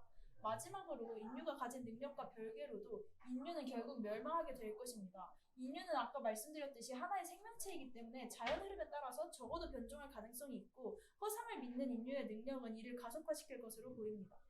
이어서 반대측 반론 시작하겠습니다. 앞서 찬성 측에서 언급하셨던 데이터교 문제는 발제의 본질에서 멀어진 것 같습니다. 허구의 능력이 멸망으로 이끄는지에 대해 토론을 진행하기에는 아직 먼 미래의 사건이기 때문입니다. 또한 허구를 믿는 능력이 인공적이라고 생각하시는데 이는 역시 자연적으로 부여된 성질로 역으로 질문을 드리고 싶습니다. 찬성 측, 왜 인간이 허구를 믿는 능력만을 인공적이라고 생각하시는 겁니까? 이어서 인론에서 찬성 측은 난민과 지구온난화 문제가 작은 문제라고 경시하였는데 전문가 측에서는 오히려 이를 경시하다 인류가 이른 멸망을 맞이하게 될 것이라고 경고합니다. 따라서 유발 하라리가 언급했던 멸망 시기보다 더 이른 멸망을 겪게 되는 것이죠. 그래서 저희가 주장하고 싶은 것은 인류가 만약에 멸망을 하더라도 찬성 측이 주장했던 허구를 믿는 능력보다는 지구온난화와 같은 기후변화로 인한 문제로 인해 인류가 멸망하게 될 것이라고 말하고 싶습니다. 이어서 찬성 측 결론 시작해주세요. 먼저 앞서 제가 주장했던 데이터교는 세계 주 종교도 아니고 모든 사람에게 영향을 당장 끼치는 것이 아니기 때문에 현 시점에서 너무 극단적인 예시였던 것을 인정합니다. 또한 허상이 인간의 능력으로서 역시 자연의 흐름인 것 또한 인지하고 있습니다. 다만 저희 찬성 측이 초점화하는 것은 인간의 이기적 욕망으로 인한 멸망을 항상 주의하라는 것입니다. 인간은 편리성을 향한 욕망이 아주 많습니다. 따라서 자신의 의사소통을 배제시키고 더 편하게 기계에 의존하려는 성향이 점점 강해지고 있는데요. 이러한 이기적 욕망으로 인해서 과학기술의 효용성에만 의존하게 되면 우리 인간은 멸망할 가능성이 매우 높습니다. 이어서 마지막 반대측 결론 시작해주세요. 확실히 기술의 발전과 지나치게 허상에 의존하는 현상을 견제해야 한다는 점은 인정하겠습니다. 하지만 우리는 데이터교보다는 지금 지구온난화나 난민 문제와 같은 현재의 문제를 먼저 대비해야 합니다. 허상을 믿는 능력을 통해 발전시킨 본인의 인지 능력을 기계에 빼앗기지 않도록 주의해야 합니다. 네, 이상으로 저희의 본 토론을 마치겠습니다. 하지만 아마 저희의 토론을 지켜보면서 이상한 낌새를 느끼신 분들이 계실 텐데요. 사실 저희가 준비한 토론의 모든 근거 자체는 유발 하라리의 생각으로부터 비롯된 것입니다. 따라서 저희가 하고 싶은 말은 이 토론 자체에서 유발 하라리는 인류가 멸망하지 않을 것이라고 언급하고 있지만 사실상 책에서는 인류가 멸망할 것이라고 주장하는 사람입니다. 그 과정에서 인간이 허구를 믿는 능력 자체에 대해서 부정하지 않고 오히려 긍정하는 모습을 보였죠. 저희는 유발 하라리의 원래 생각을 재해석해서 본 토론을 준비하게 되었습니다. 이상으로 저희의 토론 발표를 들어주셔서 감사합니다. 안녕하십니까. 저희는 명품을 사랑하는 모임 명사모예요. 안녕하십니까. 아는 형님의, 아는 누님의, 아는 할머님의 옷을 입고 나온 공육대장 최준섭입니다. 안녕하세요. 이주환쌤입니다. 우와, 명품 보소. 머리부터 발끝까지 명품으로 치장한 관정원입니다. 이거 보세요.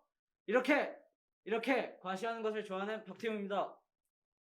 저 태영 씨 혹시 최근에 명품 사셨다고 들었는데 가격 좀 오르지 않았어요? 네, 제가 루이비땡 가방을 샀는데 한 200만 원 정도 오른 것 같더라고요. 이렇게 명품 가격이 지속적으로 오르고 있는 현상이 나타나고 있습니다. 이를 명품 인플레이션 현상이라고 지칭하는데요. 저희 조는 이런 명품 인플레이션 현상을 소비의 사회 책에 입각해서 분석을 해보았습니다.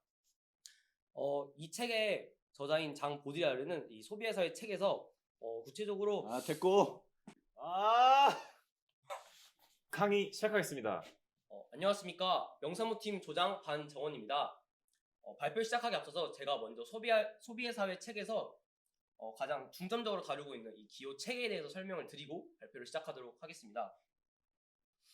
이 책의 저자 장 보드리아르는 사람들의 소비 행태가 이런 기호 체계의 바탕으로 이루어진다고 분석을 하였는데요.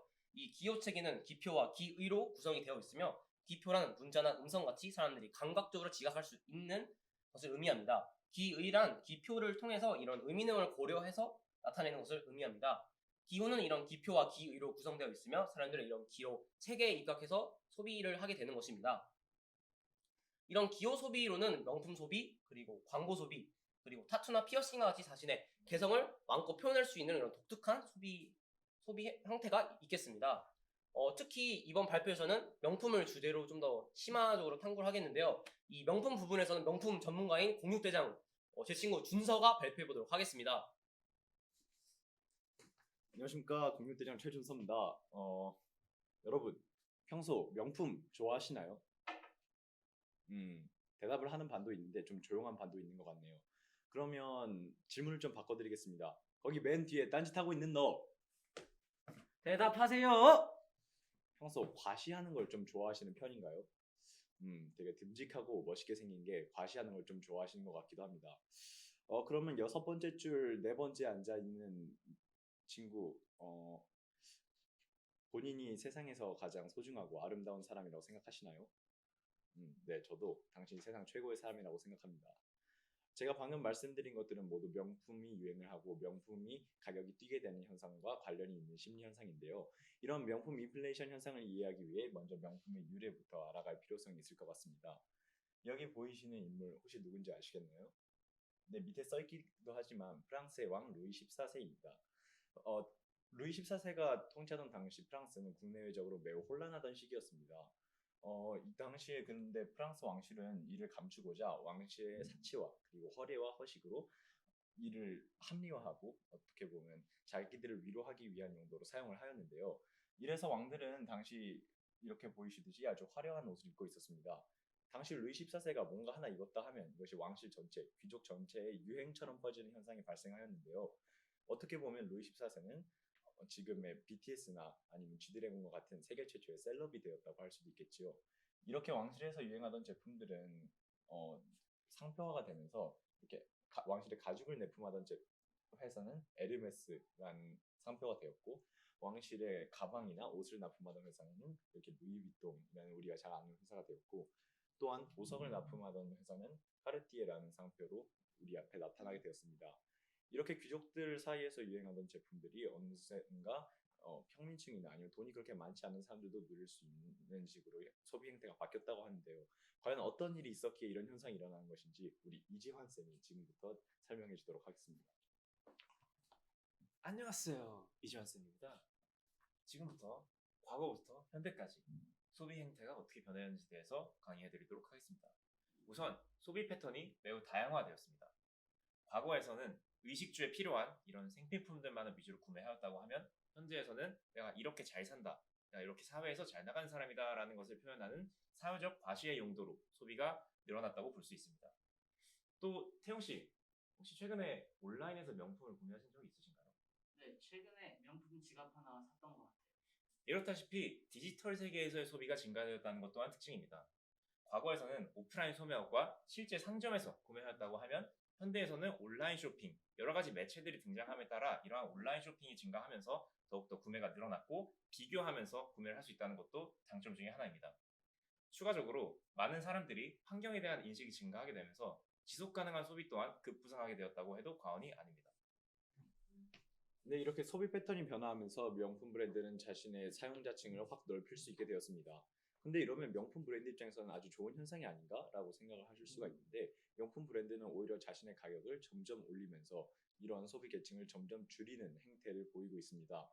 왜 이런 일이 일어나는 것인지 알아보기 전에 일단 인플레이션 현상부터 눈으로 체감하시겠습니다. 여기 보이시는 루이비땡이라는 브랜드의 카퓨신, 잠시만, 이 가방 혹시 태용 씨가 사신 가방 아닌가요? 네, 맞는 것 같아요. 네, 태용 씨가 사신 이 가방의 경우에는 가격이 20% 이상 오르는 엄청난 인플레이션 폭을 보였는데요. 이러한 현상이 왜 일어나는지 저희 조는 지멜이 설명한 유행이라는 개념과 베블런이 설명한 과시적 소비, 즉 베블런 효과라는 개념으로 설명을 해드리도록 하겠습니다. 여기 보시는 게오르크 진멜이라는 학자는 유행이라는 개념에 대하여 이렇게 얘기했습니다. 유행은 상류 계층에서 나타나요 하류 계층으로 점점 퍼지기 시작하는데, 상류 계층에서 처음에 나타났을 때 상류 계층들이 자신을 드러내는 용도로 사용이 되다가 점점 하류 계층으로 퍼짐에 따라 이러한 상징성이 점점 사라지기 때문에 점점 유행은 하류 계층으로 퍼질수록 소멸되게 된다라고 이야기를 했는데요. 이렇게 얘기하면 좀 어렵지만 제가 쉽게 말을 한번 바꿔보겠습니다. 제가 입고 있는 이 가디건의 경우 한때 지드래곤이라는 연예인이 아주 트렌디하게 입고 나와서 셀럽들 사이에서 퍼지던 유행이었습니다. 그런데 이제는 공익대장인 저까지 입고 있는 옷이 되었지요. 이렇게 점점 하류 계층으로 옷이 퍼짐에 따라 셀럽들은 더 이상 이 가디건을 많이 입지 않습니다. 이런 식으로 유행은 하류 계층으로 내려갈수록 소멸이 되게 되는데요. 명품도 이와 동일합니다. 상류 계층 사이에서만 유행하던 이 명품이 점점 하류 계층으로 퍼지면 상류 계층은 더 이상 하류 계층까지 입는 옷을 내가 왜 입어? 라는 심리로 옷을 입지 않게 될 것이고, 이러한 상류 계층 소비자들을 명품 브랜드는 놓칠 수 없기에 점점 가격을 높임으로써 자신들의 위치와 그 다음에 상류 계층 소비자들을 공고히 하는 행태를 보이는 것입니다. 두 번째 개념은 여기 보이시는 소스타인 베블런이라는 사람이 주장한 베블런 효과입니다. 베블런은 모든 사람들이 과시를 위해 소비를 한다고 이야기하면서 원래 소비 시장에서 가장 보편적인 행태는 가격이 낮아지면 수요가 증가하고 가격이 높아지면 수요가 감소하는 게 아주 정상적인 현상이라고 얘기했지만, 명품이나 보석 같은 일부 사치품의 경우 가격이 점점 높아져도 사람들은 과시를 위해서 그 제품을 사는 것이기 때문에 점점 수요가 높아지는 비정상적인 현상을 포착했습니다. 명품 브랜드들은 이를 잘 인지하고 있고 자신들의 품귀 현상과 그 다음에 또한 자신들의 상류 계층을 통한 소비를 점점 공고히 하기 위해서 이런 가격을 점점 높이는 행태를 보이는 것입니다. 네, 이로써 저희는 명품 인플레이션 현상을 유행과 과시 소비라는 두 가지 형태로 설명을 하였습니다. 이상 저희는 명품을 사랑하는 모임 명사였습니다. 감사합니다. Il aurait dû y aller, il aurait dû faire pour moi. Il m'a tout dit, assez dommage, c'était la dernière fois. 안녕하세요. 저희는 자이론에 대해 발표할 세 도마조의 정채원, 함지석, 정희진, 김효민, 그리고 김윤서입니다. 저희가 조 이름을 세 도마조라고 지은 이유는 이 말이 프랑스에서 유감이다를 표현하는 말인데요. 저희가 자유의 진정한 의미를 깨우치지 못해서 자유의 행복을 누리지 못하는 분들께 저희 발표를 통해서 자유의 진정한 의미를 누릴 수 있도록 하기 위해서 그들의 유감을 표하는 말로 조의 이름을 지어봤습니다. 그렇다면 저희의 자유론에 대한 발표를 잘 들어주시면 감사하겠습니다. 네, 저희가 발표할 책은 미리 쓴 자유론이라는 책이고요. 먼저 목차에 대해서 설명을 드리자면 1번부터 5번까지는 이 책의 주요 내용에 대해서 설명을 드리고 마지막 6번에서 저희가 대원 외고를 자유론의 개념에 맞춰서 재설계한 모습에 대해서 보여드리도록 하겠습니다. 서론 파트인데요. 이 파트에서는 미리 이 책이 말하는 기본적인 목적과 기본적인 주장에 대해서 요약해서 설명하고 있는 책입니다. 밀은 사회가 개인을 상대로 정당하게 행사할 수 있는 권력의 성질과 그 한계를 살펴보는 것이 이 책의 목적이다라고 말하는데요. 그의 가장 핵심적인 주장을 보시면 개인 자신에게만 관계되는 문제에 대해서는 개인의 자유가 보장되어야 한다고 밀은 주장했습니다. 이러한 개인 자유의 보장의 의의로는 다수의 횡포에 저항할 수 있다는 점이 있습니다. 다수의 횡포란 다수 집단에 속하는 집단이 소수에 속하는 집단의 의견을 무시하고 이 과정에서 발생되는 불평등입니다. 이 사진을 보시면 다수결이라는 다수의 집단이 이 전문가라는 소수를 바다로 밀어버리고 있죠. 이런 점이 다수의 횡포라고 할 수 있는데요. 저희가 진정한 자유를 보장했을 때 이러한 다수의 횡포를 막을 수 있다고 밀은 주장했습니다. 또 그 뒤 파트에서는 이런 자유의 개념을 세분화하여 설명하고 있습니다. 2장은 생각과 토론의 자유입니다. 이 파트에서 밀은 전체 인류 가운데 단 한 사람이 다른 생각을 가지고 있다 해서 그 사람에게 침묵을 요구하는 것은 옳지 않다고 말하였습니다. 이 말을 풀어 설명하자면 아무리 한 사람이 다른 사람 의견을 가지고 있다고 하더라도 그 사람의 의견을 우리가 무시하고 묵살해서는 안 된다는 것입니다. 미리 말한 그 이유로는 4가지가 있는데요. 먼저 첫 번째로 아무리 확실하지 않은 의견이라 할지라도 진리일 가능성이 존재한다. 또 아무리 틀린 의견이라 할지라도 그것의 일부분 진리를 담고 있을 수 있다. 또 아무리 통설이 옳은 것이라고 가정해도 그 합리적인 의미를 토론을 통해 이해해야 한다. 또 그 이해를 바탕으로 우리가 그 영향력을 행사해야 된다. 이러한 이유 때문입니다. 그래서 밀은 생각과 토론의 자유가 보장됐을 때 우리 사회가 진정적으로 정의롭고 자유로운 사회에 도달할 수 있다고 보았습니다. 다음 파트는 개성 파트입니다. 이 사진을 보시면 양은선 선생님이 한 학생이 교복을 입지 않았다는 이유로 옐로우 카드를 배부하고 있는 모습인데요. 이 모습에서 우린 개성이 상실된, 개성을 침해받는 사회의 모습을 볼 수 있습니다.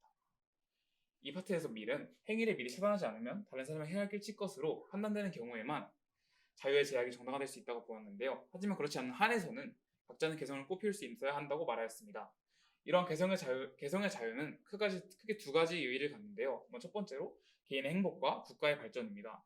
이 취향과 추구의 자유 파트에서 밀은 우리 자신에게 맞는 인생 계획을 세우고 우리가 하고 싶은 것들을 하며 그 결과에 대해 스스로 책임을 지는 것이 바로 개성의 자유라고 보았는데요. 이를 통해 개성이 진정적으로 이 사진과 같이 행복함에 다다를 수 있다고 보았습니다.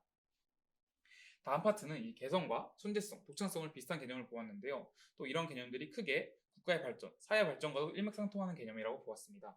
이 파트에서 만일 누군가가 어떤 일을 처음으로 하지 않았다면 아무것도 행해지지 않았을 것이다 라고 밀은 말하였는데요. 이 말을 풀어 설명하자면 우리가 관습에서 벗어나기 위해서는 개인의 개성, 자율성, 독창성을 존중하는 사회가 되어야 사회가 발전할 수 있다는 것입니다. 이처럼 밀은 개성의 자유가 보장되었을 때 개인의 행복과 사회 발전이 동시에 이루어질 수 있다고 보았습니다. 다음 파트는 이러한 자유를 사회가 개인에 대해 가지는 권한의 한계입니다. 이 파트에서 밀의 가장 근본적인 주장은 다른 사람의 이해관계, 즉 다른 사람의 자유가 걸리는 사회적 행위의 경우에는 사회적 간섭이 허용될 수 있다고 보았습니다. 이 사회적 간섭의 예시로는 크게 법적 제재와 여론 힘 같은 행위들이 있는데요. 하지만 다른 사람의 자유를 존중하는 한에서 개인이 정당한 자유를 부당하게 간섭하는 것은 옳지 않다고 보았습니다. 이러한 사례로 저희가 하나를 들어보았는데요. 이 한 학생이 다른 학생을 둔기로 폭행하고 있죠. 이런 장면이 이 때린 학생이 주장하기에는 나의 자유를 누리는 행위이다 라고 말할 수 있습니다. 하지만 자유론의 관점에서 이 내용은 전적으로 틀렸습니다. 이 행위에서 이 학생도 자유를 가지고 있고 이 학생이 맞지 않을 자유를 이 학생이 침해하고 있기 때문에 이 행위는 사회적으로 규제되어야 하는 것인데요. 그 방법으로는 아까 말씀드렸던 법적 제재와 여론의 힘 같은 것이 있을 것입니다. 이렇게 이론에 대해서 잘 살펴보았는데요. 마지막 파트 5장에서는 이런 미리 설명한 이론들을 현실에 적용하는 사례를 보여주고 있습니다. 밀은 자신이 말한 근본 주장인 개인 자신에게만 관계되는 문제에 대해서는 개인의 자유가 보장되어야 한다는 주장을 여러 가지 사례에 대해 설명하고 있는데요. 도약 판매 규제, 가장의 의무, 결혼 계약, 노예 계약 같은 당시에 큰 화제였던 사례들에 이 자신의 이론을 접목시켜보고 있습니다. 또한 이 파트에서 밀은 후대에서도 이러한 자유에 대한 논의가 계속 이루어졌으면 좋겠다고 이야기하였는데요. 그래서 저희가 이러한 점을 학교 생활에도 적용해볼 수 있지 않을까라고 고민해보게 되었습니다. 학교는 이렇게 하나의 작은 사회입니다. 이러한 과정에서 학생과 학교의 개인들, 즉 부모님과 선생님들은 작은 국민이고 또한 규정 같은 것이 이들을 제재할 수 있습니다. 이런 과정에서 자유론에 따라 재설계한 저희 대원역의 모습은 어떨지 저희 희진이가 같이 설명해 보도록 하겠습니다. 따라서 저희는 이 책의 2장, 3장, 4장을 바탕으로 저희 학교를 어떻게 더 자유롭게 만들 수 있을지 설계해봤습니다. 우선 첫 번째로는 2장을 바탕으로 한 이러한 공론장의 형성입니다. 이 공론장에서 지켜져야 할 가장 중요한 규칙은 그 의견이 틀린 것으로 간주되더라도 끝까지 들어줘야 한다는 것입니다. 이 공론장은 2학년 사회문제 탐구 토론 수업과 가장 유사하게 진행이 되고 또한 그와 동시에 실시간으로 익명으로 채팅이 진행됩니다. 이렇게 실시간으로 익명으로 채팅이 진행되기 때문에 시간적인 제약이 없이 그 누구나 말하던 친구들만 계속 말하지 않고 자신의 의견을 발표할 수 있게 됩니다. 따라서 저희는 모든 의견을 들어야 하기 때문에 학생들이 도덕률을 기를 수 있도록 조기 훈련을 할 수 있고 또한 모든 사람들이 자신의 의견을 말할 수 있게 되기 때문에 정신적인 행복을 성취할 수 있게 될 것이라고 기대했습니다. 다음은 3장을 바탕으로 한 교복개혁입니다.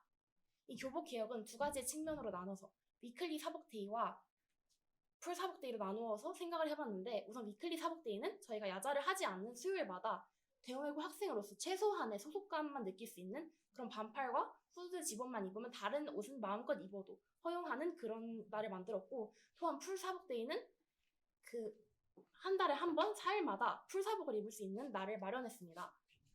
이런 식으로 함지석 군과 같이 사복을 입어도 되고 여기 김윤서 양과 같이 자신의 개성을 마음껏 표출할 수 있게 했습니다. 저희가 이를 통해서 보장하고자 했던 자유는 아무도 하지 않는 일을 할 수 있는 자유입니다. 현재 우리 사회에서는 보편적인 일에 어긋난 아무도 하지 않는 일을 하는 사람에 대해서는 많은 비난과 혹평이 쏟아지게 됩니다. 따라서 저희는 이러한 사회적 분위기를 방지하기 위해서 학교라는 사회 내에서 개성을 마음껏 표출할 수 있도록 이러한 사법데이들을 만들었습니다. 이를 통해서 저희는 자신의 취향 추구의 자유를 보장할 수 있고 또한 천재성이 양성될 수 있는 그런 환경을 자유롭게 보장하도록 만들었습니다. 마지막으로는 사상을 바탕으로 한 야자시간 자율화입니다. 저희는 이때 사회인 학교가 개인인 학생에게 가지는 권한에 따라서 세 가지로 분류를 했는데 우선 첫 번째는 아주 자유로운 야자입니다. 이때는 취식도 할 수 있고 친구들과 서로 질문을 하면서 서로 이해하면서 질문을 하고 공부를 할 수 있게 만들었고 그리고 두 번째는 스터디 카페 야자입니다. 이때는 정말 카페처럼 음료수도 마실 수 있고 이탈도 가능하며 재즈와 클래식 음악을 틀어서 집중력을 높였고 마지막으로 세 번째는 독서실 야자인데 이때는 칸막이를 설치하여 독서실 같은 분위기를 형성하고 쉬는 시간 외에는 이탈할 수 없게 만들었습니다. 따라서 저희는 이 세 가지를 바탕으로 대원외고 학생들에게 실제로 수요 조사를 돌려서 입원이 가장 많다는 결과를 얻어냈고 그 공간적인 특성을 고려를 해서 이렇게 만들어봤습니다. 따라서 저희는 이러한 일을 통해서 학생들이 자유를 누릴 수 있는 조건으로서의 지적 역량을 야자를 통해서 키울 수 있게 만들었고 또한 자신이 제약받을 수 있는 만큼만 자유를 제약받을 수 있게 만들었습니다. 발표를 들어주셔서 감사합니다.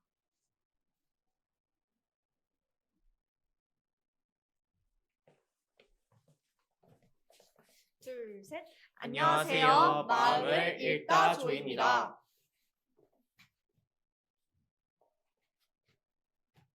실패하면 대참사, 성공하면 혁명 아닙니까? 스탠퍼드 대학 교수 역할을 맡은 도옥과 이원준입니다. 안녕, 난 서학과 손석구 김민서야. 너희들 이제 내 발표에 납치된 거야. 발표 선나는 스탠리 밀그램역 김민서다. 잘 기억해두도록. My 그룹이랑 같이 있으면 I am 실례예요. 기자 역을 맡은 1학과 조경윤입니다. 홍지환을 아세요? 빠밤, 빠밤. 하나랜트 역을 맡은 1호과 홍지환입니다. 잘 부탁드립니다. 신속 정확하게 정보를 전달한다. 악의 평범성 개념에 따른 악행의 정당화와 전체주의 체제에서 기계적인 복종자가 된 사람의 행위에 대한 윤리적인 판단이라는 주제로 발표할 마음을 읽다 조의 기자 조경윤입니다. 우선 악의 평범성이 무엇인지 모르는 분도 계실 텐데요. 예루살렘의 아이히만 저자 한나 아렌트님을 모셔서 이야기를 나눠보겠습니다. 안녕하세요, 한나 아렌트님. 여기 이 영상을 보고 있는 우리 대원이들에게 악의 평범성이 무엇인지 설명해 주실 수 있을까요? 네, 한나 아렌트입니다.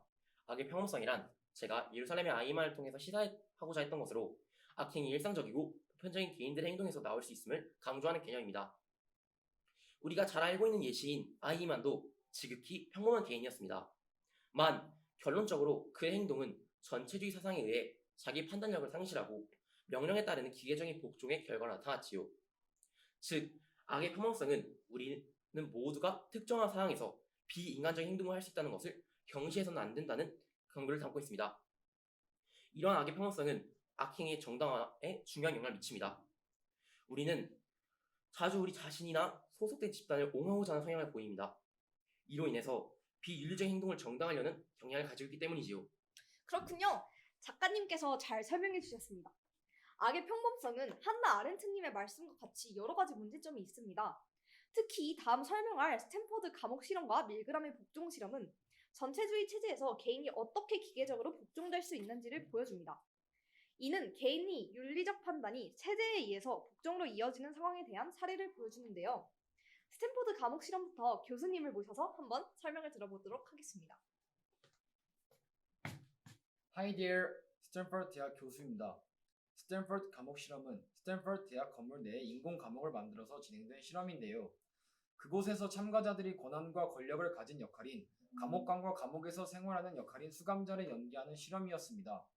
실험 초기에는 각자 역할에 적응되지 않아 부자연스러운 모습을 보였으나 시간이 지날수록 역할에 적응하여 폭력적인 행위까지 강행하는 참가자들 때문에 2주로 계획되었던 실험을 6일 만에 중단했던 기억이 있네요. 그렇군요. 자세한 설명 감사합니다. 앞서 설명한 스탠포드 감옥 실험은 권위의 남용이 개인의 행동에 어떤 영향을 미치는지에 대한 경각심을 불러일으켰습니다.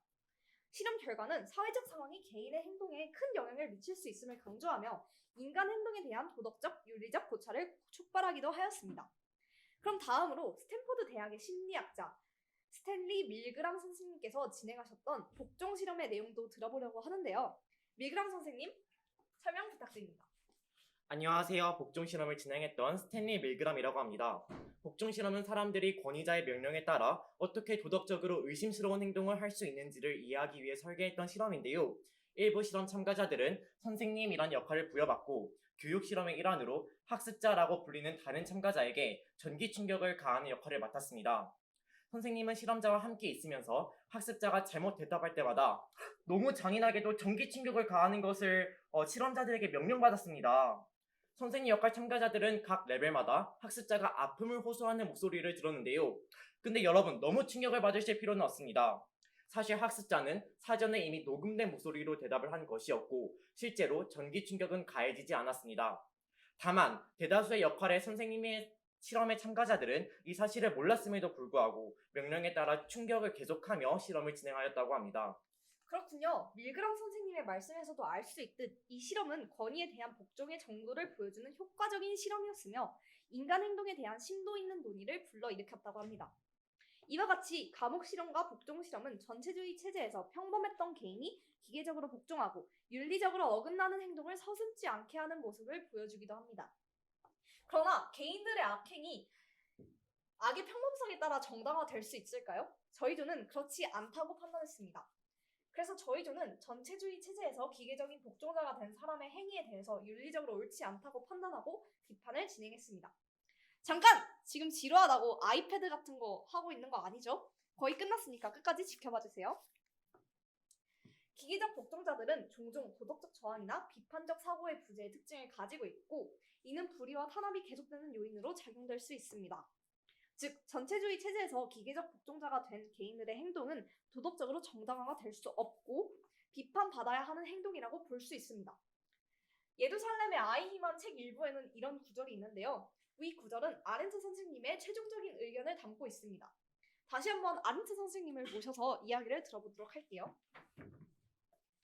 네, 조경 기자님, 충고, 비판 감사합니다. 제가 쓴 책에는 자신의 개인적인 발전을 도모하는데 각별히 금연한 점을 제외하고 아이만은 어떠한 동기도 갖고 있지 않았다. 그리고 이런 금연성 자체는 결코 범죄가 아니다. 그는 상관을 죽여 그 자리를 차지하려고 살인을 범하려고 하진 않았다. 이 문제는 흔히 하는 말로 하면 그는 단지 자기가 무엇을 하고 있는지 결코 깨닫지 못했을 뿐이다. 그는 어리석지 않았다. 그를 그 시대에 엄청난 범죄를 만든 건 철저한 무사유였다. 이러한 무사유가 인간 속에 존재하는 모든 악을 합친 것보다 더 많은 대표만을 가지고 있었다는 점, 이것이 사실상 예루살렘에서 배울 수 있는 교훈이었다. 라는 구절이 있습니다. 저 하나 아렌트는 예루살렘의 아이만을 집필하며 아이만이 준법과 금연을 철저하게 실천한 관료였던 사실에 주목하였습니다. 아이만은 그저 자신이 받은 지시에 금연하고 성실하게 임했던 것입니다. 그렇다고 이것이 아이만에게 절대로 면죄부를 줄 수 있다는 것은 절대로 아닙니다. 저는 자신의 죄를 부인하고 있는 아이만에게 무사유의 책임이 있다고 생각합니다. 즉, 아무 생각 없이 명령을 이해한 것 자체만으로도 책임이 있다는 뜻입니다. 네. 1억과 차은우, 아렌트 선생님 감사합니다. 우리 모두는 언제든지 아이 희만이 될 수 있습니다. 아렌트 작가님은 우리에게 당신은 삶의 사유의 의무를 방기하고 있지 않나? 라는 질문을 던지고 있는데요. 우리 스스로도 일상생활을 살아가면서 위와 같은 질문들을 계속해서 생각해야 윤리적으로, 도덕적으로 살아갈 수 있을 것이라고 생각합니다. 이상으로 발표를 마치겠습니다. 감사합니다.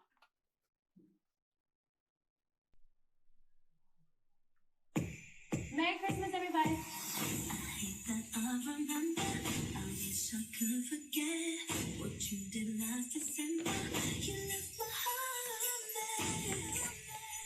The end. The end?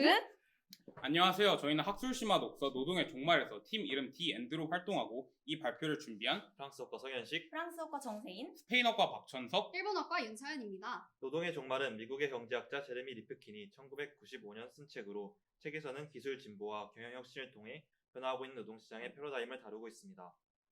그래서 저희 조 이름이 뭐라고요? 디엔드요. 지금부터 발표를 시작하도록 하겠습니다.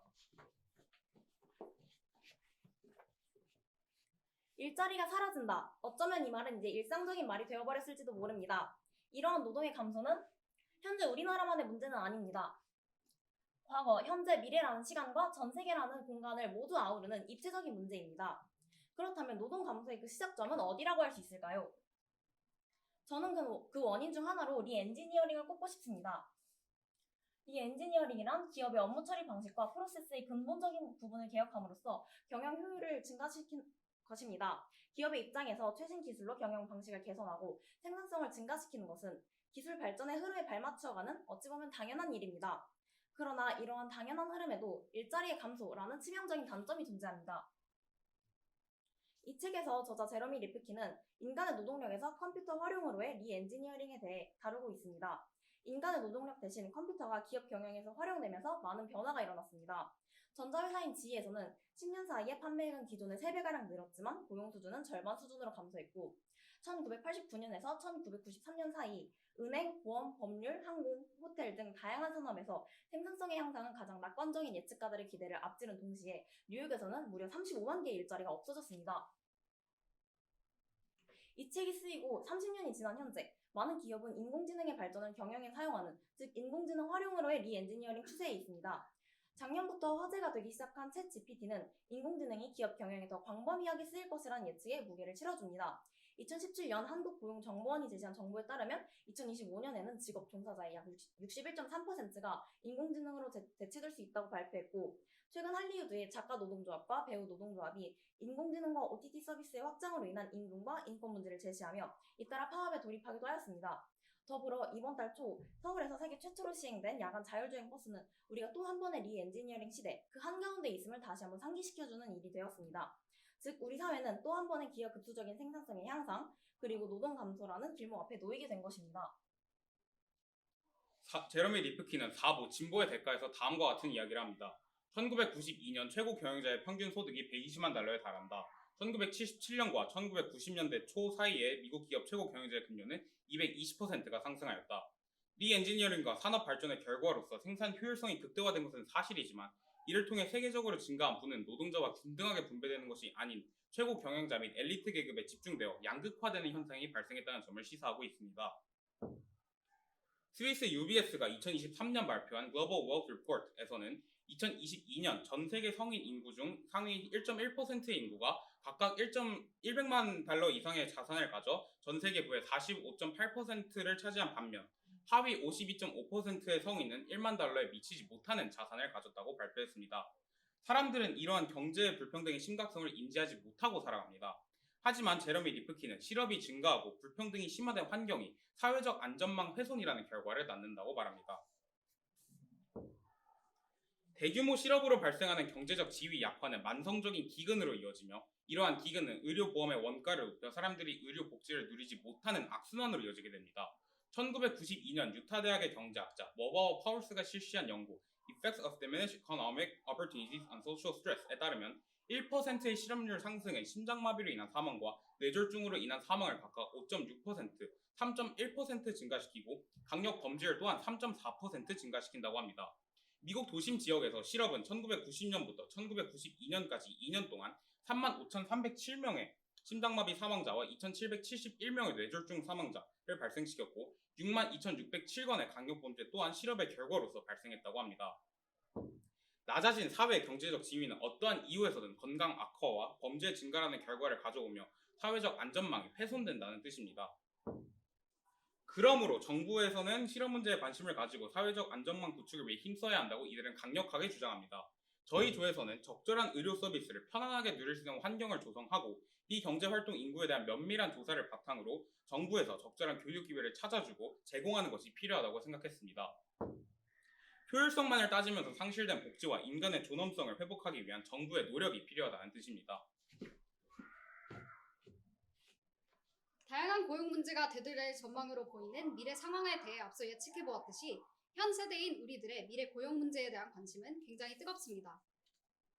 그중 현재 학생 신분인 우리가 가장 궁금해야 할 주제는 뭐니뭐니 해도 대학을 가서 무언가를 전공한다고 해서 취업을 할 수 있을까? 관련된 내용이겠지요. 한 학년 시험을 마치면서 가정 공부를 왜 해야 할까 고민도 하게 되고 공부란 존재 자체와 관련된 모든 의문을 품는 시기가 바로 지금이니까요. 아무리 한 분야에 정통한 사람이 되었다고 한들 모든 정보를 한 번에 흡수하여 바로 출력해내는 인공지능과의 경쟁에서 우위를 점할 수 있을까? 등의 질문은 우리 모두가 한 번쯤은 던져본 적이 있는 질문일 것입니다. 이 질문을 조금 더 고급스럽게 표현해보자면 바로 전공자와 비전공자 사이의 격차가 앞으로 더욱더 벌어질 것인가가 되는데요. 한 분야의 전공자가 되는 것이 과연 미래 사회의 취업을 위한 큰 경쟁력으로 작용할 것인가에 대한 의문입니다. 이에 찬성하는 측은 미래의 인공지능이 인간을 대체하면서 전공자만이 살아남아 인공지능을 통제하는 역할을 수행할 것이라고 예측합니다. 비전공자가 그 분야에 취직하여 일을 하려면 그 일을 하며 그 분야에 대한 이해와 적응이 필요하고 또 그러한 과정을 모두 겪는 것보다는 정통한 전공자만을 선발하거나 인공지능으로 대체할 가능성이 매우 높다는 것이죠.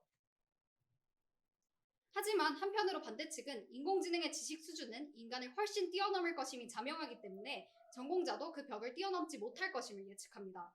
따라서 어느 정도의 분야에 대한 흥미와 지식이 있고 인공지능을 다룰 줄만 안다면 취업의 기회가 주어졌을 때 전공자와 비슷한 선상에서 출발하는 것과 다름이 없을 것이다 라고 하는 것이죠. 이 책을 읽으면서 앞으로의 미래 고용 환경이 사실 긍정적이지만은 않아 보였습니다. 우리 인간이 차지할 수 있는 취업의 기회는 줄어들 게 뻔하고 또 어떻게 미래를 대비해야 할까 조금 막막하기도 합니다. 하지만 저희가 앞서 제시하고 상상해 보았던 것과 같이 시대의 흐름을 예측하고 앞으로의 경향성에 대한 분석을 통해 노동시장에 대한 관심을 지속적으로 기울인다면 분명 어떠한 방법으로든 어느새 우리는 노동 환경에 완벽히 적응해 있을 수 있을 것이라 생각합니다. 여러분들도 기회가 되신다면 이 책을 꼭 읽어보세요. 지금까지 발표를 들어주셔서 감사합니다. 팀 D&D였습니다.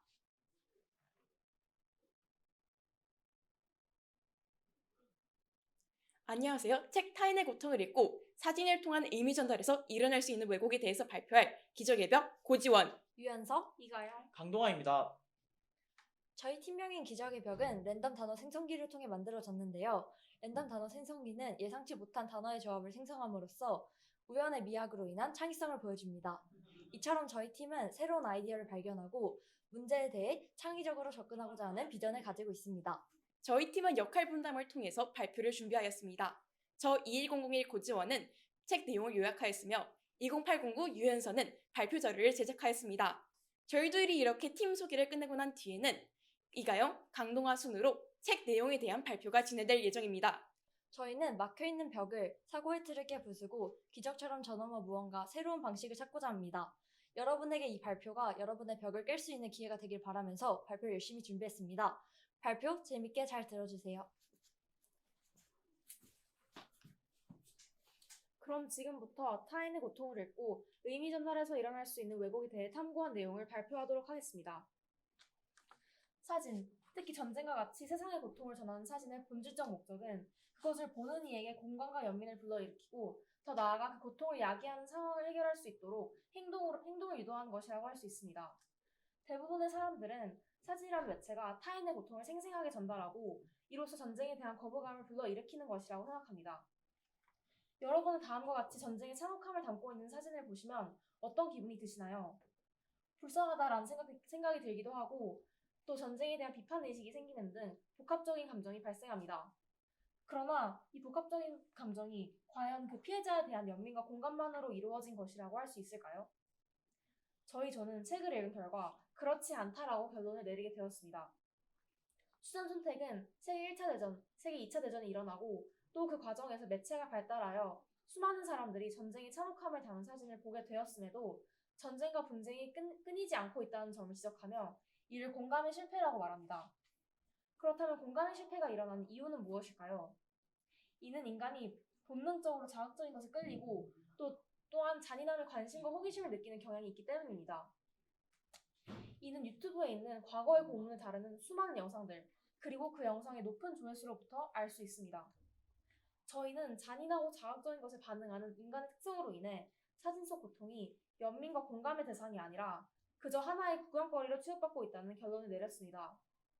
사진은 직접 볼 수 없는 것에 대해 시각적인 근거를 제공하여 현실감을 높여주기 위한 수단으로 여겨져 왔습니다.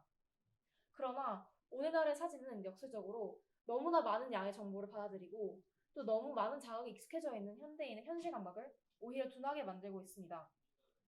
즉, 사진을 통해 접한 전쟁의 상황을 해결해야 할 현실의 문제로 인식하는 것이 아니라 고통받는 피해자를 타자화하고 또 강렬한 감정을 불러일으키는 자극적인 무언가로만 인식한다는 의미입니다. 이는 빈곤 포르노, 불행 포르노라는 개념과도 연결됩니다. 사진을 찍을 때부터 사람들의 동정심 그리고 자극적인 것에 대한 관심을 이용하기 위해 의도적으로 대상을 더욱 불쌍하고 고통스러워 보이게 촬영한 것을 의미합니다. 이와 같이 사진을 통해 현실은 너무나 쉽게 왜곡될 수 있습니다. 이를 직접 보이기 위해 저희 조는 학교의 사진을 촬영하여 의도적으로 현실을 왜곡해 보았습니다. 네, 이어서 발표 진행하도록 하겠습니다. 앞서 말씀드린 것처럼 빈곤 포르노, 불행 포르노의 사례에서 볼 수 있듯 사진은 정말 다양한 형태로 왜곡되곤 합니다. 그래서 저희도 이를 한번 직접 한번 실험을 해보고자 대원외고를 의도적으로 왜곡해봤는데요. 지금 보이시는 사진이 저희 용마관 앞에 있는 이원희 박사님 동상입니다. 그래서 저희가 이 사진을 왜곡해서 기획한 의도는 어떻게 같은 학교의 장소를 사진 촬영자의 의도에 따라서 다르게 표현할 수 있는지를 확인해보기 위함이었습니다. 그럼 먼저 사진이 부정적으로 왜곡되는 사례를 같이 살펴보시도록 하겠습니다. 이렇게 왼쪽에 저희가 직접 편집한 사진이 있는 것을 보실 수 있습니다. 사진 보시면 아시겠지만 저희가 흑백 필터링 그리고 채도를 낮추는 그런 편집을 통해서 사진을 상당히 어둡게 보이게 한 것을 여러분이 확인하실 수 있습니다. 그리고 이에 더해서 자세히 보시면 아시겠지만 비가 오는 듯한 효과를 삽입해서 어두운 분위기를 강조하였습니다. 마지막으로 왼쪽 상단에는 달이 떠 있는 듯한 이런 피사체를 또 삽입을 해서 저희가 의도적으로 사진을 왜곡한 것을 보실 수 있겠습니다. 저희는 이게 위치가 어딘지 알고 이게 이원희 박사님 동상이라는 걸 알지만 아마 대원외고인 거를 모르는 사람들이 보면은 이 사진은 그저 공포 영화의 한 장면으로밖에 생각하지 않을까라고 추측을 해봅니다. 이렇게 사진이 부정적으로 왜곡되는 사례를 보실 수 있었는데 실제로는 더 부정적으로 왜곡을 하는 경우가 많습니다. 이 사진 같은 경우는 빈곤 포르노를 촬영하는 그러한 촬영 사진의 일부입니다. 그래서 지금 이 사진 보시면 아시겠지만 평범한 아이들을 단순히 되게 가난한 것처럼 묘사를 해놓고 이를 사진기를 통해서 촬영을 하고 있는 것을 여러분이 보실 수 있겠습니다. 그래서 사진사에 웃고 있는 모습이 이렇게 의도적으로 왜곡되고 표현됐다는 것을 간접적으로 보여주는 증거라고 보실 수 있겠습니다. 지금까지만 보시면은 이 사진이 부정적으로 왜곡되는 사례만 여러분이 확인을 하실 수 있었는데 사진은 사실 긍정적으로 왜곡되는 경우도 많습니다. 다시 왼쪽 사진 같이 보시겠습니다. 이번에는 아까와 똑같은 구도에서 저희 부원 한 명이 기도를 하고 있는 모습을 피사체로 추가를 해서 사진 촬영을 진행해보았습니다. 저희는 이 사진에 레트로 감성의 필터링 그리고 홀리한 감성의 필터링을 삽입을 함으로써 좀 더 긍정적이고 경건하게 보이게끔 편집을 해봤는데요. 이러한 사진이 긍정적으로 왜곡되는 사례는 이 사진뿐만 아니라 정말 많은 곳에서 일어나고 있습니다. 그러면 단순히 이 사진이 부정적으로 왜곡되는 사례 말고 긍정적으로 왜곡되는 사례는 딱히 악영향이 없지 않냐라고 생각을 하실 수도 있겠죠. 근데 사실 긍정적으로 왜곡되는 사례가 발생시키는 문제점도 상당히 많습니다. 전쟁의 참상을 알려야 되는 사진같이 직접 그 맥락적 진실을 드러내야 되는 사진이 있음에도 불구하고 그걸 긍정적으로 왜곡시킬 경우에 그걸 보는 사람들은 진실을 알 수 없게 되는 것처럼 다양한 부작용이 발생할 수 있습니다. 그래서 저희가 말씀드리고 싶은 것은 사실과 진실은 다르다는 것입니다. 즉 왼쪽과 오른쪽 사진을 한번 보시도록 하겠습니다. 왼쪽 사진을 보시면은 부상당한 병사의 총을 겨누고 있는 사진을 여러분이 확인을 하실 수가 있겠고 반대로 또 오른쪽 사진을 보시면 단순히 그냥 부상당한 병사에게 물을 마시게 하고 있는 사진으로 보실 수 있겠습니다. 이러한 왼쪽과 오른쪽의 두 사진은 단순히 그 사진이 보여주는 사실에 해당합니다. 하지만 맥락적 진실을 들여다보면은 단순히 그냥 총을 들고 있고 물을 마시는 이러한 사진이 되겠죠. 그래서 저희가 말씀드리고 싶은 것은 사진은 사실을 보여주지만 이걸 바탕으로 맥락적인 진실은 또 다를 수 있다는 것을 저희가 말씀을 드리고 싶습니다. 네, 마지막으로 여러분이 생각해 보았으면 하는 것은 바로 매체가 나아가야 할 방향성에 관한 것입니다. 이렇듯 사진으로 현실이 너무나 쉽게 왜곡되고 또 사진 촬영자의 의도가 완전히 배제된 사진을 촬영하기란 불가능하다면 매체는 어떤 역할을 해야 할까요? 그리고 우리는 매체를 어떻게 활용해야 할까요? 저희가 토론 끝에 내린 결론은 이렇습니다. 어떤 사건을 그 어떤 판단도 하지 않은 채 찍기란 불가능합니다. 따라서 우리는 매체의 객관적 사건 전달 기능에 집착하기보다는 다양한 시선과 관점을 접하고 그것을 비판적으로 수용할 필요가 있습니다. 한 사건에 대한 많은 관점과 의견을 종합적으로 받아들여야 하지만 단순히 사실이 전하는 사실이 아닌 그 사건의 진실을 온전하게 이해할 수 있기 때문입니다. 네, 그래서 저희가 이 책을 읽고 마지막으로 여러분들에게 강조드리고 싶은 사항은 단순히 타인의 고통을 관망하는 것이 아닌 정확히 판단해서 고통에 공감하고 또 이를 해결하기 위해서 직접적으로 행동할 수 있는 저희 대원외고 학생 여러분 모두가 되시면 좋을 것 같습니다. 이상으로 발표 마치도록 하겠습니다. 감사합니다.